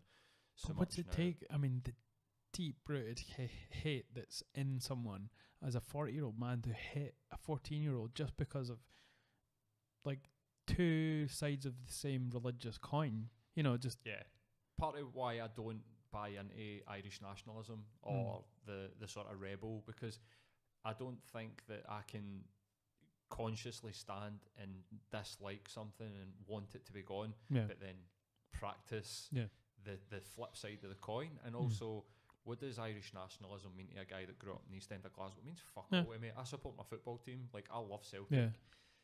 Do I love everything that goes hand in hand with being a Celtic fan? Absolutely not. But it's like Italian Americans that never visit Italy, have been to Italy ever. You know, the ones that grew up maybe a couple of generations after their parents migrated to America. You know, it's all about Italy and all this, that, and the next thing, but they don't know Italy at all. You know, all they have is some bit of their parents were Italian. That's it. They've got no other link other than just their parents come from there. And they'll fight for it as well. which is Exactly. weird. You know, these people Yeah. just identified Fight in as the that and street. fought. I mean, I think Guerrillas. it's more so in Glasgow with the Catholics and the Protestants. But There's definitely a sectarian divide in Edinburgh. I mean, I don't know if I don't know it well enough to know where Generally, it comes I from in don't- Edinburgh. I don't dislike Edinburgh. Hmm. You're not the first person I've heard from Glasgow that so says that. yeah, it's not. See if you are. So how do I say this without sounding like a prick? If you're from Edinburgh and you live in Edinburgh and stuff like, aye, fair play to you. But I think that it's because of the amount of tourism that happens. I mean, Glasgow's got a big tourist industry as well, but there's a lot of people that are not Scottish that live in Edinburgh. Yeah. It's more apparent. I think that's the best way to put it. I don't know where it came from. I think maybe my dad would be like, fuck Edinburgh. You know, like, probably, and I've been like, Yeah. hey, fuck Edinburgh. It's silly. It's really silly. But I came through for the Celtic Hearts game at Murrayfield like a couple of weeks ago. I didn't see any problems. I mean, we were walking back to the tram stop. Yeah. Hearts fans there, absolutely no issue. Like I wouldn't even entertain somebody saying, I mean, there's kids there. It's more Yeah. a family affair anyway. But there's a video that came up online of the guy throwing the bottle of Budweiser and it hit an old woman in the head. That's insane. And there's a woman there and she's like, you just threw that at your own, throw that at the Fenians. And you're like, what? So That's- for a that's split middle-aged second, woman. you That's thought there was some sense in it, what she was saying, Yeah. but then she went on to say, no, throw it at this other. Aye, it's and they're like, you're fucking bastards and stuff, and you're like, can we not get past Hmm. this? Like, I mean, yeah. Do you think there's a generation of Glaswegians that sort of disassociate from that though? Like there's a huge music scene in Glasgow and a sort of artistic movement as well. And it seems completely different from that old Glasgow. Do you think that divide will become more apparent, or do you think it's always It's going to be coming there? back. All right. It's definitely coming back. I think that and I don't think that one side's necessarily worse than the other either. I just happen to be on one side, and so I'm biased towards that side. But there seems, since the resurgence of Rangers coming back through the leagues, and people, I'd have a couple of mates were like, they're not fucking back, they're dead. But anyway, they're coming back up through the leagues, and there's been this sort of siege mentality installed in their support, which I can understand. I mean, it was prevalent in the Celtic support in the 90s when they were doing their luck. But you're starting to see more and more sectarianism creep back into it, and I think in that sort of period between maybe 2001 and 2010 or what, I felt like it was slowly but surely going away or getting less prevalent. But it's definitely back. I mean, the songs that are sung on both sides sometimes it's just like, why are you fucking bothering? I mean, I kind of grew up a little bit of a Rangers fan. I've never been into football that much, So but if you were a neutral in the 90s, I can understand that. They were winning everything. It's like people that will be like, I don't really like, but I like Man United. Yeah. And it's like, when were you born? I was born in the 80s, right? So you grew up watching them win everything. So it's natural for you to go, I want to be Glory a winner. Hunter, is that what you're calling me? Well, but I went to one of their games, one in just the only game that I went to. The first game I ever went to actually was Dundee United against Celtic, but it was just because I was what year? to go see a football match. I would have been 99, 98, 97 maybe. Drew one each. Was it Parkhead? It was at Dens Park. Oh, it was Tannadice. Yeah. All right. Okay. Um, Wouldn't be able to pull that one out the bag. See if there's a Celtic game at Celtic Park and I was there, I can tell you fucking everything about it. I don't know why. So when I went to see Rangers, I remember just hearing them singing like "Simply the Best" and talking about the Pope and that, and I was like, as a young lad, I was like, this is a different place altogether, Glasgow, compared to where I've grown up. And even just football fans at an official football game singing this about another religion was just mind blowing to me at that point as a young guy. Both sides. I mean, there's in the Fields Aff and Rye, which is an Irish folk song. I mean, there's nothing really sectarian about the Fields Aff and Rye until they put in like fuck the Queen and the UDA. Do you know what I mean? So it's and I've got a similar story because as you were saying, a glory hunter. I grew up with my best mate, a guy called Scott, was a Rangers fan when I was growing up. So you almost said glory hunter there. No, I was a glory hunter myself, so this is what I was going to say, that I was like, well, I'm going to be a Rangers fan, because my dad was like, no, we're Celtic fans. My dad was in Lisbon in '67. It was home and away. Yeah. He would tell me the stories, and he would take me to games when I was younger. He would always take me to sort of lower key testimonials and friendlies. He would never really take me to like an Old Firm game or anything like that when I was younger. He didn't really want to get me involved in it. Smart. Yeah, very smart. Definitely. This is a story that's kind of like, this is how I feel about stuff. Why I'm sort of like more open to stuff.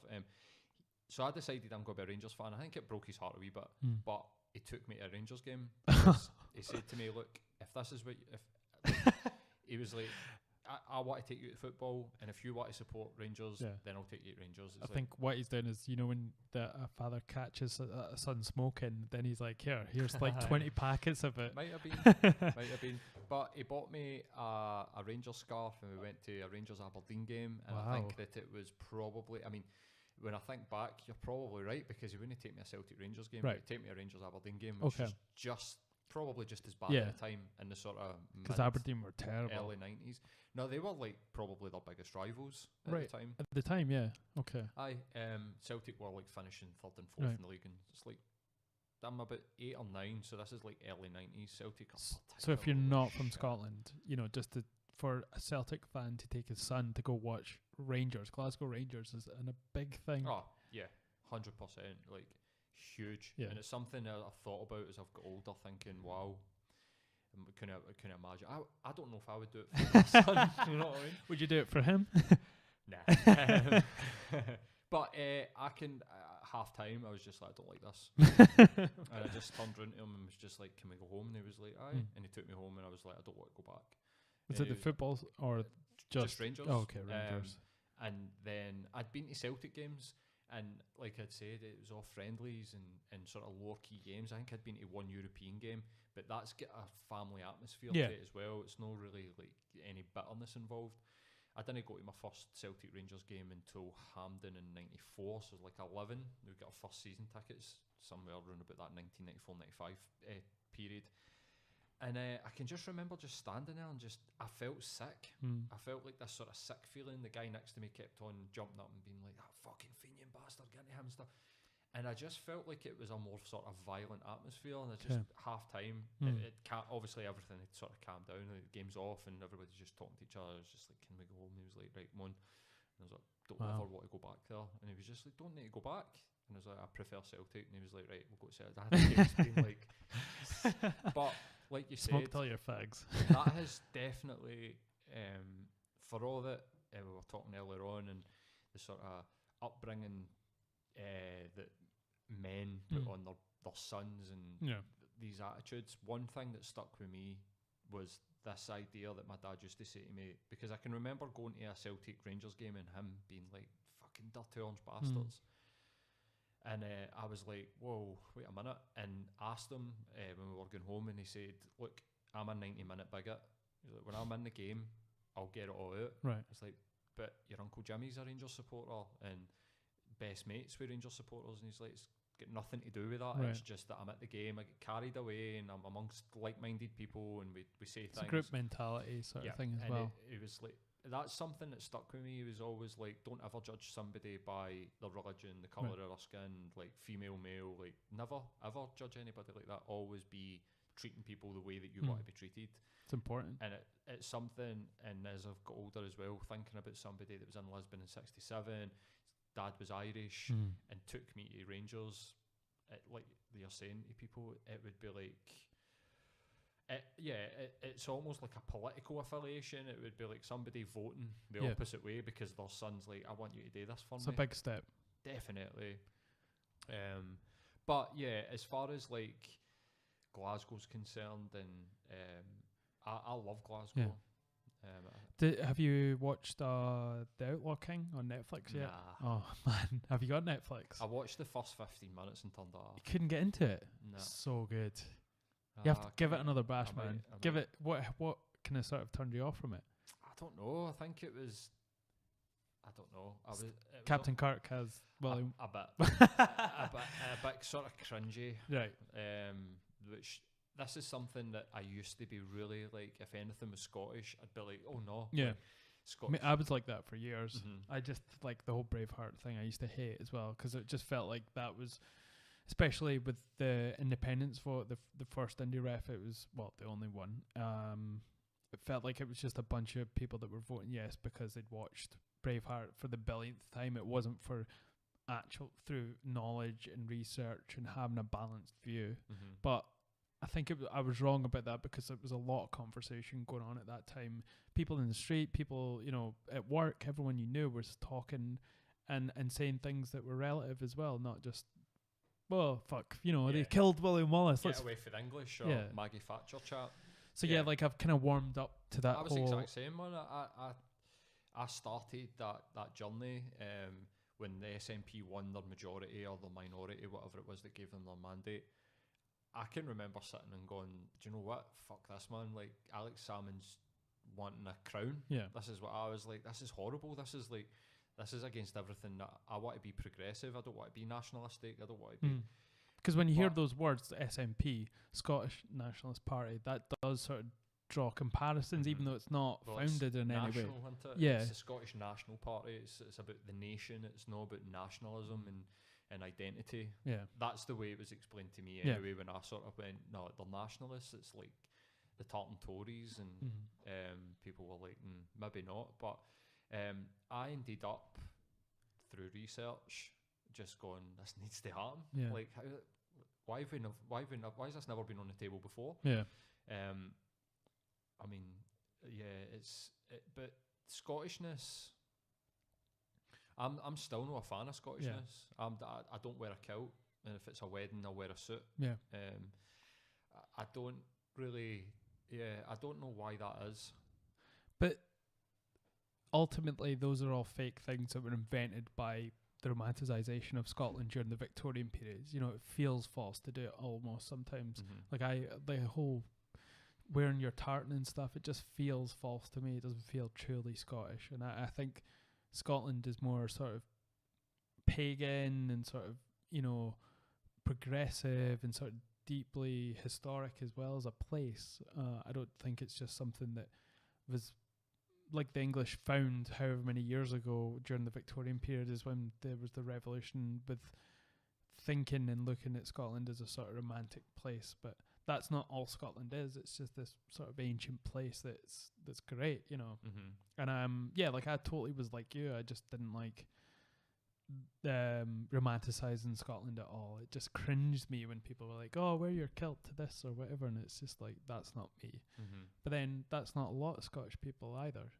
No, I don't think it's the majority of Scottish people. I think that Scotland, this is part of why I really like, but this is something that I really like, is that since 2014 is that the thought and the ideas of Scotland have completely changed for a lot of people, myself included.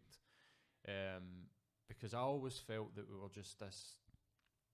I actually bought into the sort of idea that we're a drain, right, that England paid for us. I bought into that sort of hook, line and sinker. That's what I believed.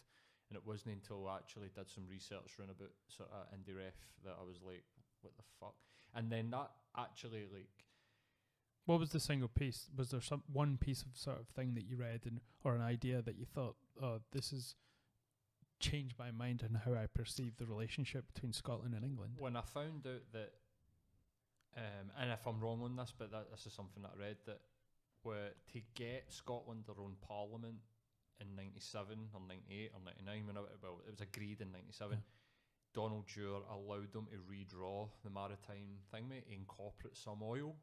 Right. And so then I thought, why did they do that? Yeah. If we're such a fucking drain, like, why are they going, we want a piece of this really valuable bit of your country? And then, you start to go into the sort of like, right, so what is this? Like, what's happened here? Yeah, I think they basically, it used to come straight out of Edinburgh, apparently, like the sort of where the sea became English and where it was Scottish. Okay. It was straight out from the coast just south of Edinburgh. and then they redrew it to incorporate a bit of the North Sea oil. So they're selling off parts of the oil fields to get a parliament. That's insane. So this is like legit stuff. I'm pretty sure. Yeah, I remember reading it. I read it a few times, and it was it was during that sort of negotiation, I think, between sort of like Donald Dewar, who was the head of Scottish Labour at the time, and Tony Blair, who was it would have been Gordon Brown. Fucking Tony Blair. Yeah, a fucking clue. But yeah, that's when I started to really, and then also you look into the Norwegian fund that's in the billions. You look at, I think that when they make comparisons between similar sized nations and you look at the quality of life in those countries, that was the big eye opener for me. Because that was the main thing that they were talking about, was we can't do it on our own. We need something like nonsense. England to sort of, and the big one was the currency. It was like, who gives a fuck? Like, they could use rupees and I wouldn't care. You know, the fact that we hang on to something like that and how it all destabilizes. Like, what was it? Iceland made their own currency after the 2008? And look, they're thriving. Yeah. I mean, and they have tourism. They have created the fucking pound as well. Yeah. So pound sterling's actually Scottish, which is hilarious. Like, well, you won't have the British pound. Like, it's the Scottish pound. Like, it's called sterling for a reason. Like, get it fucking right. But I mean, Alex Salmond was definitely buying on. It was like, we could just trade in American dollars. Yeah. There's so many countries out there that don't have a fucking currency, and in fact, we could have probably, if we had have been really forward thinking, we could have probably created our own cryptocurrency. Yeah. And I thought that's where it was going to head towards. I'd heard that back then and didn't really twig. Because they have, is it Scot coin that came around at that time? Was it? Is it Scot coin? Yeah, something like that. Yeah. Scots. It was like they created their own. They had a bash at creating their own currency. So, I mean, I think it's the biggest mistake we've ever made. I think so, and a lot of people are starting to realise it, I think, now, as well as when it comes closer to the leaving the EU, this is something that we could have averted by not being part of the UK anymore. Yeah. You know, we could have stayed in there. I'm sure that's how it would have worked. That was a big selling point for the English media and politicians, was that if you leave the EU and you've got no guarantee of getting back in. And ironically, now we're getting dragged, sort of kicking and screaming out by an English vote. That's another one that, like you were saying earlier. I mean, I voted to remain.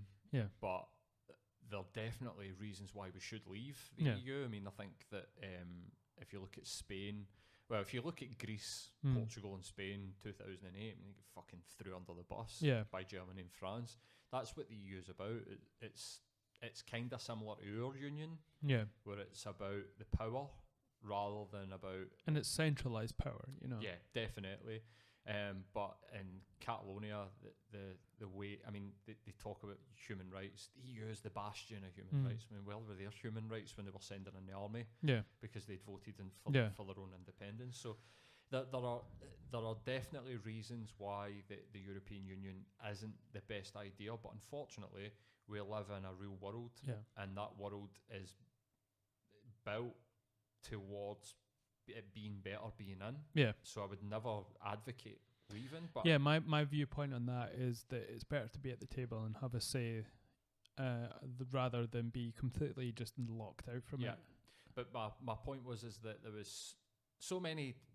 Well, there was a few good reasons, but the argument that was made was nothing to do with these reasons. And the argument was based on sort of racism and nationalism and like we were talking stuff that I'm just not into at all. But one thing that's concerning me just now is the focus with these the Yes movement in Edinburgh. Like a couple of weeks ago, there were a big uproar because supposedly they didn't have permission to do it on the land in Edinburgh. Like supposedly the land management company said no, you can't do this protest on this date.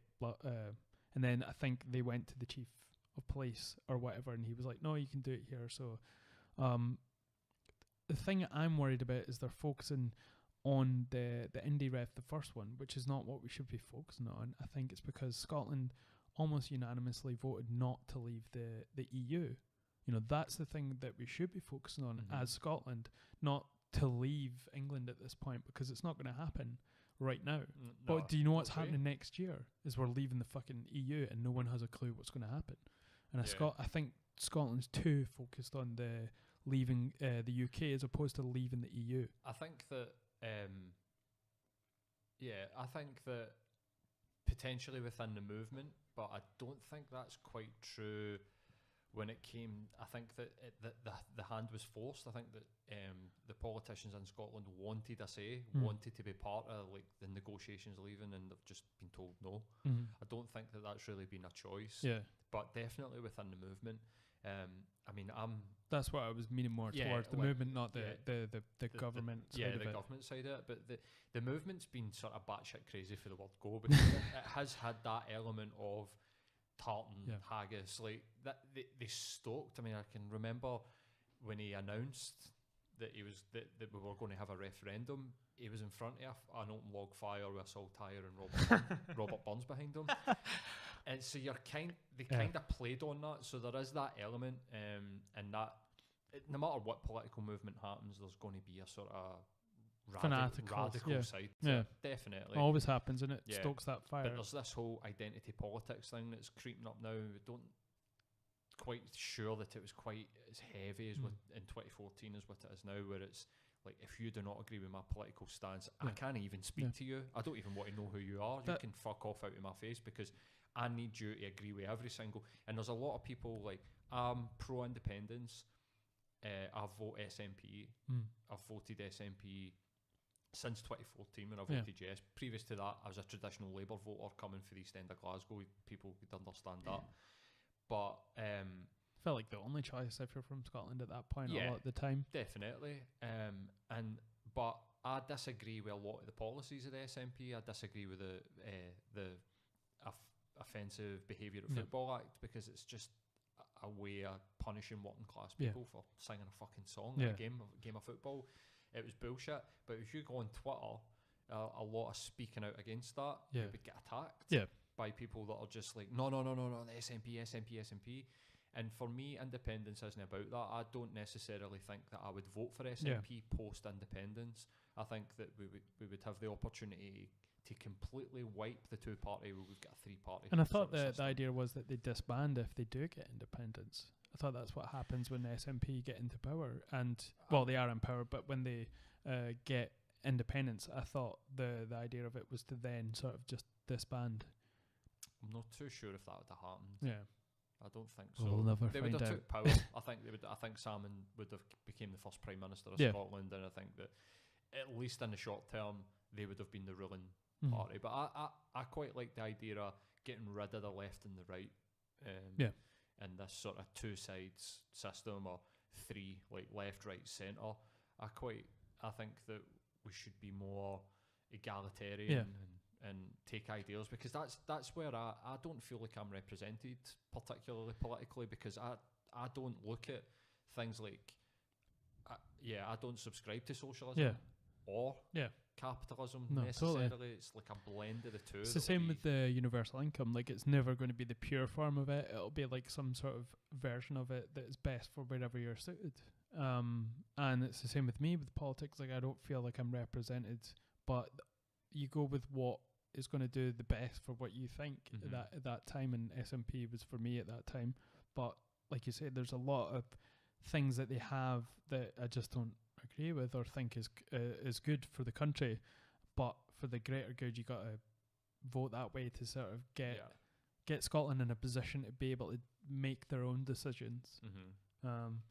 Just this is a good sort of topic, but we're just coming up for the end of the show, so I can't go on further without mentioning that Stan Lee died yesterday. Obviously, the man that pretty much was editor-in-chief of Marvel, and I don't know, like I posted about it, I don't know too much about him out with Marvel, but I'm the same, man. I've got to say that I'm not so I was a geek, but coming from where I came from, I wasn't in comic books. There was nobody like that. I had no mates that were into comic. No, nobody like where I grew up. Like, it was literally like, I mean, you were a knife carrier or you played football, and that was really it. Like, which one was the geek in that situation? the knife carrier. A Probably bit- need a bit to. of both. Yeah, I was saying on Twitter the other night, there's like a question time thing where the guy was saying people should get 15 years in jail for carrying a knife, and I definitely carried a knife at one point in time. Right. and Okay. It was through fear. There's pure fear. Yeah. So I spoke about it on Twitter if anybody wants to go and have a look at it. But I mean, Scotland, Glasgow was the knife capital of Europe at one point, so we had you're bigger going to boys. have one to sort of Yeah, protect yourself from 100%. something like that. We had bigger boys come into our area and basically just pick on us, and that was the only way that me and my mates felt that we could feel safe going Yeah. out, and it wasn't even an option staying in. Like Mm. my dad was like, "Get out there, don't you know what I mean? Don't be a fucking pussy. Don't let people push you about." It's So probably one of the other things that people hear as a young lad in Scotland growing up is that from your dad is pretty much saying, Yeah. get out there and just fucking batter them. Something I was going to say earlier on was that I was told never raise your hand to a woman, but I was dragged out by the scruff of the neck to fight a guy. I can remember at like 7. That's Where so. somebody yeah. challenged me, and I came in the house crying. Yep. And my dad was like, "What's up?" And I told him somebody's offered me a fight. I don't want to fight. And he's like, "You're going out Yeah. there." It's horrible, but Supervised it. so Stanley, I wasn't a geek. I wasn't into comic books. I got into sort of Marvel, probably with the Tobey Maguire Spider-Man movies. That was exactly for me. I never read the comics when I was younger. I wear it.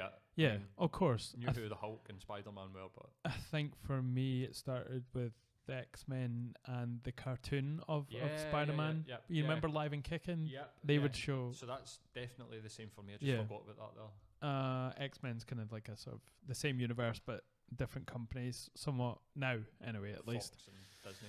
But at that time it was all under the same banner. But that was an amazing time for those type of shows. That Spider-Man one that was on Live and Kicking was just unreal. Yeah. Do you remember it's the DC obviously, but the animated series? Yeah, the first Mark Hamill.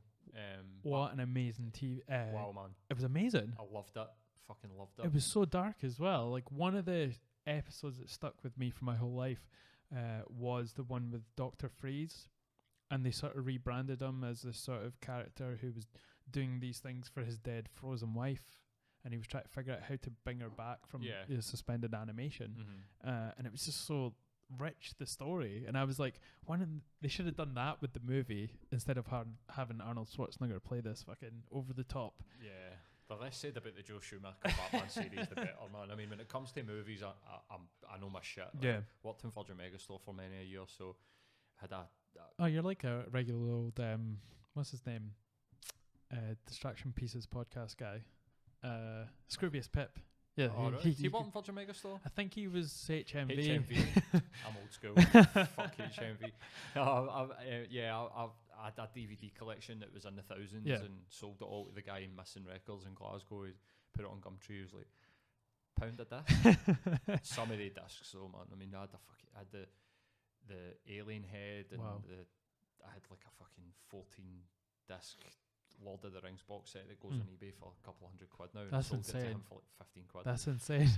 Well, the animated series, the Batman one, they've released it on Blu-ray now, so it's going to be. I've seen I it. need to get it. I'm sure you barely rip it. Get a good rip online, man. I don't know what you're talking about. It's not illegal. But yeah, like just to say, like Stan Lee, just at 95, that's a great age though, and there's nothing really much you can say about it because it's guy's a legend and what he's left behind. I mean, one of the guys in work who's a massive comic book fan, he was saying to me earlier on the day, like, it's a shame that he's not getting to see the conclusion of this first sort of phase of the Avengers. Oh the sort man, of yeah. Chris, whatever, I can't even remember. Yeah, like Robert Downey Jr., like that's all going to come to a conclusion over the next like year or two. Because we need to see where that goes, you know. Because obviously there's contracts coming up that are ending after the next Avengers movie, and in the comics, a lot of them sort of pass on the mantle to somewhere else. Yeah, you know, so are they going to do like a James Bond style thing where it's just the same person but played by different actors, or is it going to be like a reiteration every time of he's handing it down to someone else who's playing like Tony Stark in the comics? I think he hands it down to this black girl and she becomes Iron Woman. Fuck. could you imagine the outrage? Like, if they well, did that's it- white privilege, just thinking you can hand down things to the Not even underclass. just that, just the fact that it would become fucking Iron Woman, it should be black, would be enough for people to be like, this is a disgrace. They try to wipe men away, like male genocide. One of the best things I heard when I was younger was Iron Man is a superhero and Iron Woman is a command. Fucking hell! Wow. I don't support. Yeah, it's jokes. I was saying to him, he said this was the funny one. He'd said that he'd read on somewhere because he was right into it. That it said he leaves behind like a daughter and a nephew. Right. And I was like, well, Jason leaves his son. Right. Okay. Oh, fuck it. But then I googled it. He's Scientologist. Who is? Jason Lee. Is he? Yeah. Wait a minute. From who? My name's Errol. Oh yeah. Is he a Scientologist now? Yeah. Yeah. So probably just had to disown his family. Yeah. So that's his dad. Well, Stanley was his dad. Oh no way! I didn't realize they were related. I doubt myself, but I know that it's true. What? That's But they look very similar. Like, that's how he would have got his start because Kevin Smith, obviously a huge was star. friends with him, and Yeah. he used to Brody. skate. Like he used to be an amazing skater. Oh really? What's his name? Jason Lee. Is it Mhm. Jason Lee? Yeah, Jason Lee. He was brilliant photographer and great skater as well. Right. Like really good.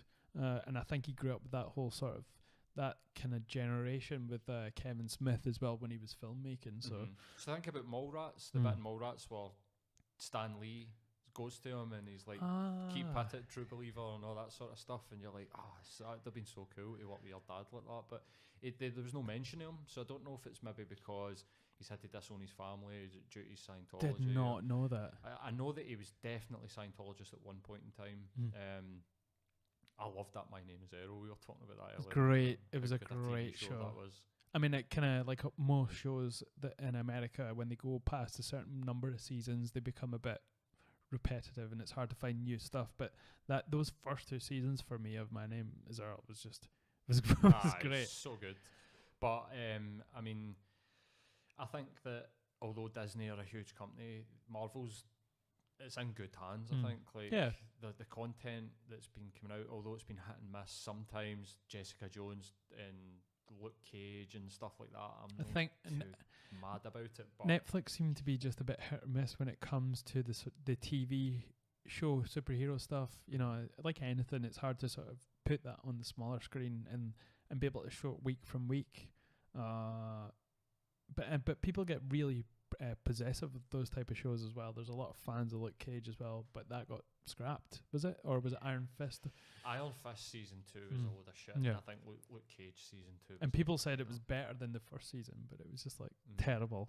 Yeah, it was pretty bad. But I think that the guy's an absolute legend. Created some of the characters that are still like alive and kicking. Do you know what I mean? So Wolverine was one of his biggest ones, I think. Was that surely Hulk, Wolverine, Spider-Man? They've got to be. I mean, Captain America. Do you know what I mean? Like Thor.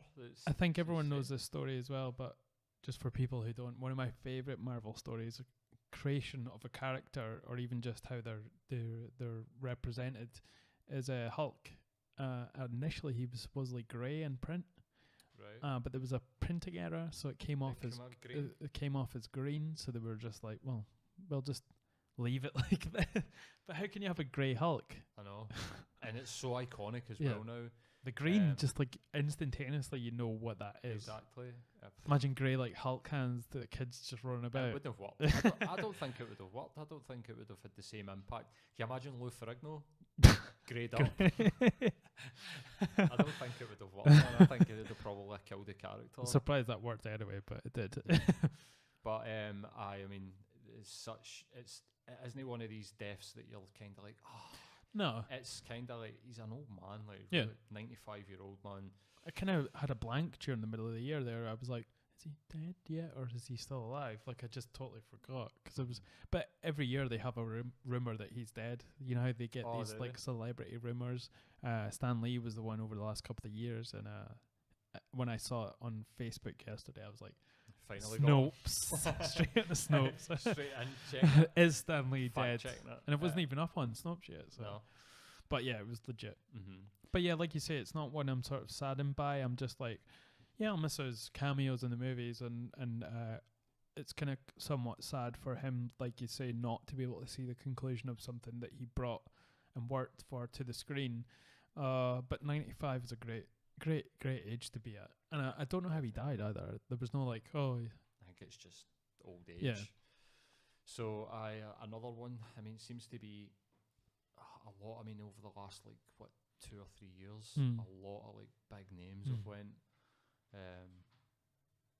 Just waiting on Paul McCartney.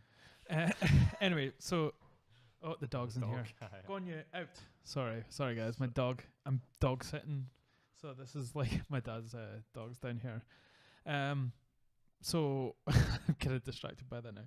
So for most newcomers to the show, I generally ask some questions, to the new guests. So what's your favorite movie of all time, or currently you've seen? Come back to that. No, fuck it. Empire Strikes Back, definitely. Yeah. Would be. I mean, it just. Yeah. Is that the one that sticks with you? Yeah. So, what do you think about the sort of new Star Wars? I'm not a hater. Yeah. I go into a lot of them where I don't mind. I think I've enjoyed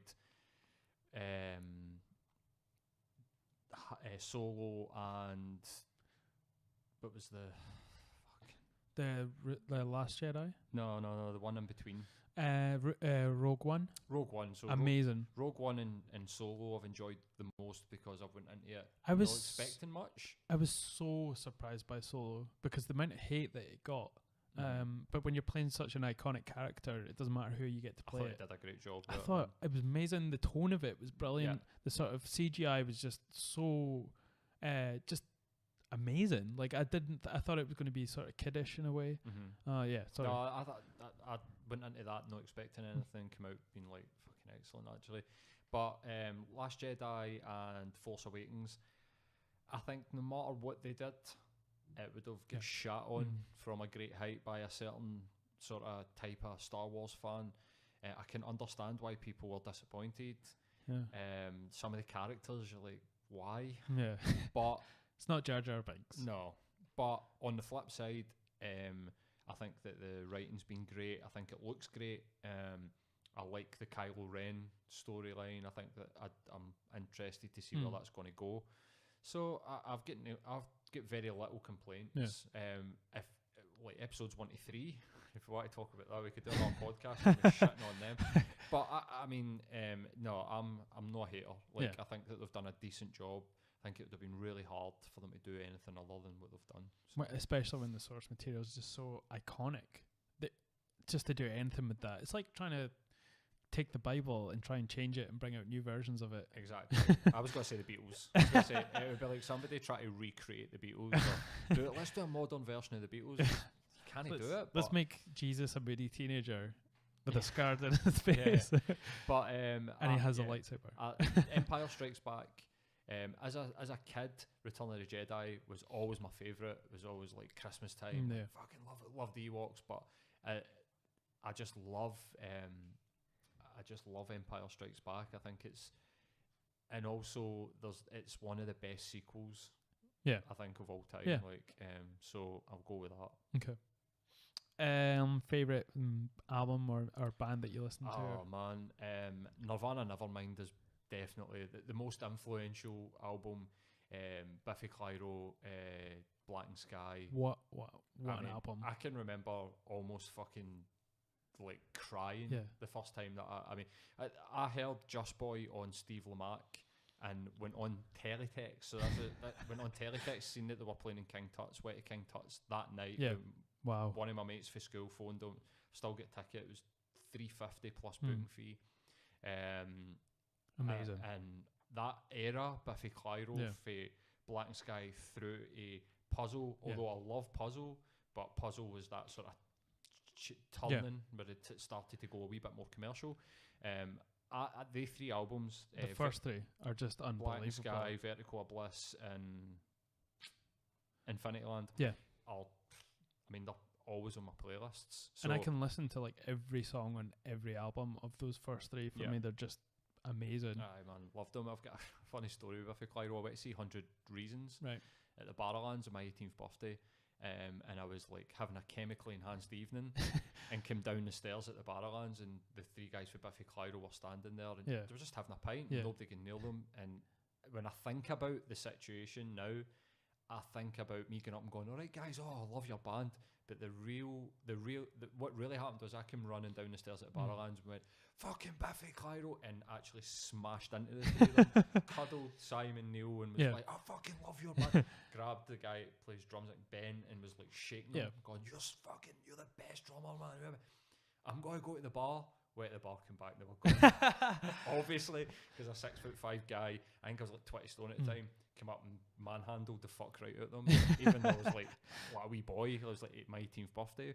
But that, Nirvana Nevermind is my favourite, is the most influential album on me, because it was the first one my brother-in-law gave me when I was like 14. And it was the first one, apart from Oasis, where I was like, what the fuck is this? Like, this is definitely what I'm into, and made me go into rock music. And then Biffy Clyro that album made me think I can be in a band. These guys are from Glasgow, they're from Kilmarnock, but they're in Glasgow writing this amazing music. And I went and seen them in Tuts, and I was like, and they're singing with like a bit of a Scottish accent as well, which was like sort of really great for Scotland at that time. And then, but not in a cheesy way. I think him and Roddy Wimble for Idlewild are the only two that I would be like, yes. And then every first Idlewild album's one of my favourite.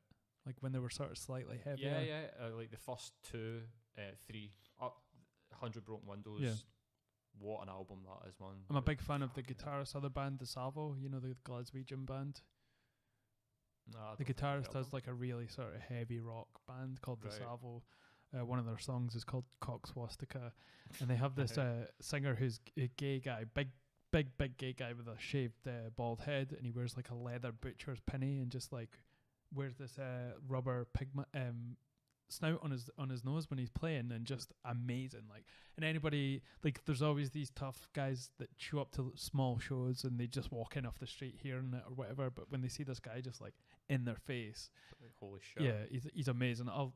I'll link you to them. I don't know if they're still on the go, but that's the guitarist from Idlewild's other band.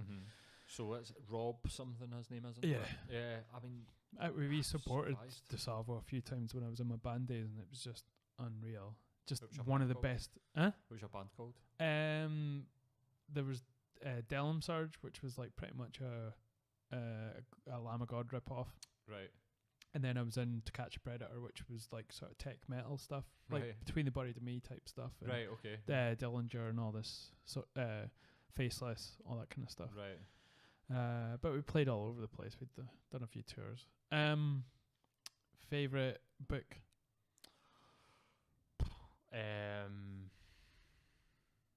Probably 1984. Don't want to be too. I mean, it's like fucking hell. Nirvana Nevermind in 1984. It's a fucking cliche, but it's like High Fidelity. Yeah, it's like the top 5 side A's, and he's like Nirvana Nevermind. He's like, okay, why don't you just have Mozart? Track A, side A, the Fifth Symphony. It's just like totally. But I mean that, or well, I mean, recently I read Jordan Peterson's 12 Rules for Life. It's a fantastic read. He's a fantastic guy. I mean, he's tarred. He's got horribly with this like alt-right totally thing, but this guy is unrightly slow. So 100%. I think he's one of like modern day like great thinkers. Okay. He has a very organized mind as well. I want to get the book to read it, just out of pure interest. We did his talk here. He was in Glasgow. I didn't get to go. I was in Toronto the week he was doing it, because he's from Toronto. Yeah, that's right. And I messaged him just out of like maybe just to see if he wanted to come on the show at some point. And when I was over there in Toronto, he was here in Edinburgh, Glasgow. That's crazy. Well, he did Glasgow on Friday and Edinburgh on the Saturday night. But did you go? No, I had plans on I had plans on the Friday night, and then on the Saturday night, it's my birthday at that time, so I was like, I don't know, and by the time I had get round to looking at it, it was like the 140 quid tickets, so I left, and I was like, I've read his book, and also I can YouTube the fuck out this chat. It would have I'd like to have met him, of course, just to sort of talk to him, but that's that The Masks of Masculinity. Don't know if you've read that. Yeah. I could get the guy's name. I can't remember it. But definitely like 1984 for like school. Can remember reading that for my RPR, like 4th year of school, and just It's being like the first time your mind gets blown through reading a book is always 1984. Or Animal Farm. Yeah. There's another one that's just like Of Mice and Men, maybe. Oh yeah, Of Mice and Men's a fantastic Yeah. book. So, but yeah, I'll stick with 1984. Not so good movie. I've never seen Not 1984, just Of Mice and Men. Yeah, I've never seen the movie. I've been told to stay away from it. Yeah. One of your favourite quotes. Oh shit. Are you going to quote? Never mind. I don't even know, man. Yeah. That's something that I've never really thought about. Me either. I always ask this, but I don't know. Like, there's something that's never really sticks with me when I read quotes. I'm not a quote person, you know. Neither am I. They I don't- think like definitely like a mantra is if at first you don't succeed, try and try again. Yeah. I think that's something that's a rule for life. Yeah. I don't think that a lot of people take that as like there's the quote about if you I can't even remember it properly, but if you keep doing the same things, it's like the definition of insanity. I think it was Albert Einstein said. Well, I think it's wrongly attributed to I him. think I it think, is wrongly attributed. but he says the definition of insanity is doing something over and over again and expecting different results. That's it. And a lot of people take that if at first you don't succeed, try and try again as a similar sort of as like, well, how can you say that and then? But to me, what it says is just never stop trying. Yeah. It doesn't necessarily need to be the same thing that you're doing, Yeah. but just always try. And As soon don't as give you up. stop trying to be anything, or then you stop living. Yeah. So I'll go with that. I don't know who came up with it, but no idea. That's great, man. Honestly, thanks for coming along, and you're more than welcome to come on Yeah, the show again. I've never been a guest on a podcast, Yeah. so I've loved it, man. It's been well worth the trip for Glasgow. Yeah, Man. and you're more than welcome anytime. Just do you want to promote all your Yeah, man, appropriate like, if social you just medias? Hit up at Rebel City Pod on Twitter. Rebel City Paul, and there's Rebel City Matt. You can get me on Instagram as well. It's Rebel City Paul on Instagram. And I tell everyone to listen to it because the shows that I've listened to have been awesome. Oh, Man. cheers, There should man. be more of that sort of stuff around as well. I genuinely don't know if it's good or not. No, it's great. It's one of the things that you're just like, I'm too close to it as well. But I get a bit of feedback, get a good bit of feedback from people, man. I just need to try and get more people, think about more people listening to it and how to It's only promote 12 episodes as well. Like, these things evolve into something completely different from when you start, and you might not even see it at this point, but then you'll be 100 episodes in and it'll be a different beast altogether, and you'll find what suits you. And I've noticed the difference from my first one till, I'm at episode 71 now, so I want to just say thanks to you, man. Like, you don't need to give me a leg up and get me here. Do you know what I mean? I could have came here and you don't know me. I don't know you, man. But it's been lovely meeting you, man. That's great, man. Thanks for inviting me into your flat, man. Because it's not an easy thing to do. Just invite people in that you don't know, man. Like, this is not a flat. This is a studio you're talking about. Yeah. People will be like, "Where's his flat?" Let's go and find the flat. It's in Glasgow. Yeah, I'll tell you my address. You can come and fucking stop me. Like, we're good. Anyway. Practice my jiu-jitsu on them. Thanks again for coming man. along, man. No And problems. I'll see you guys next week.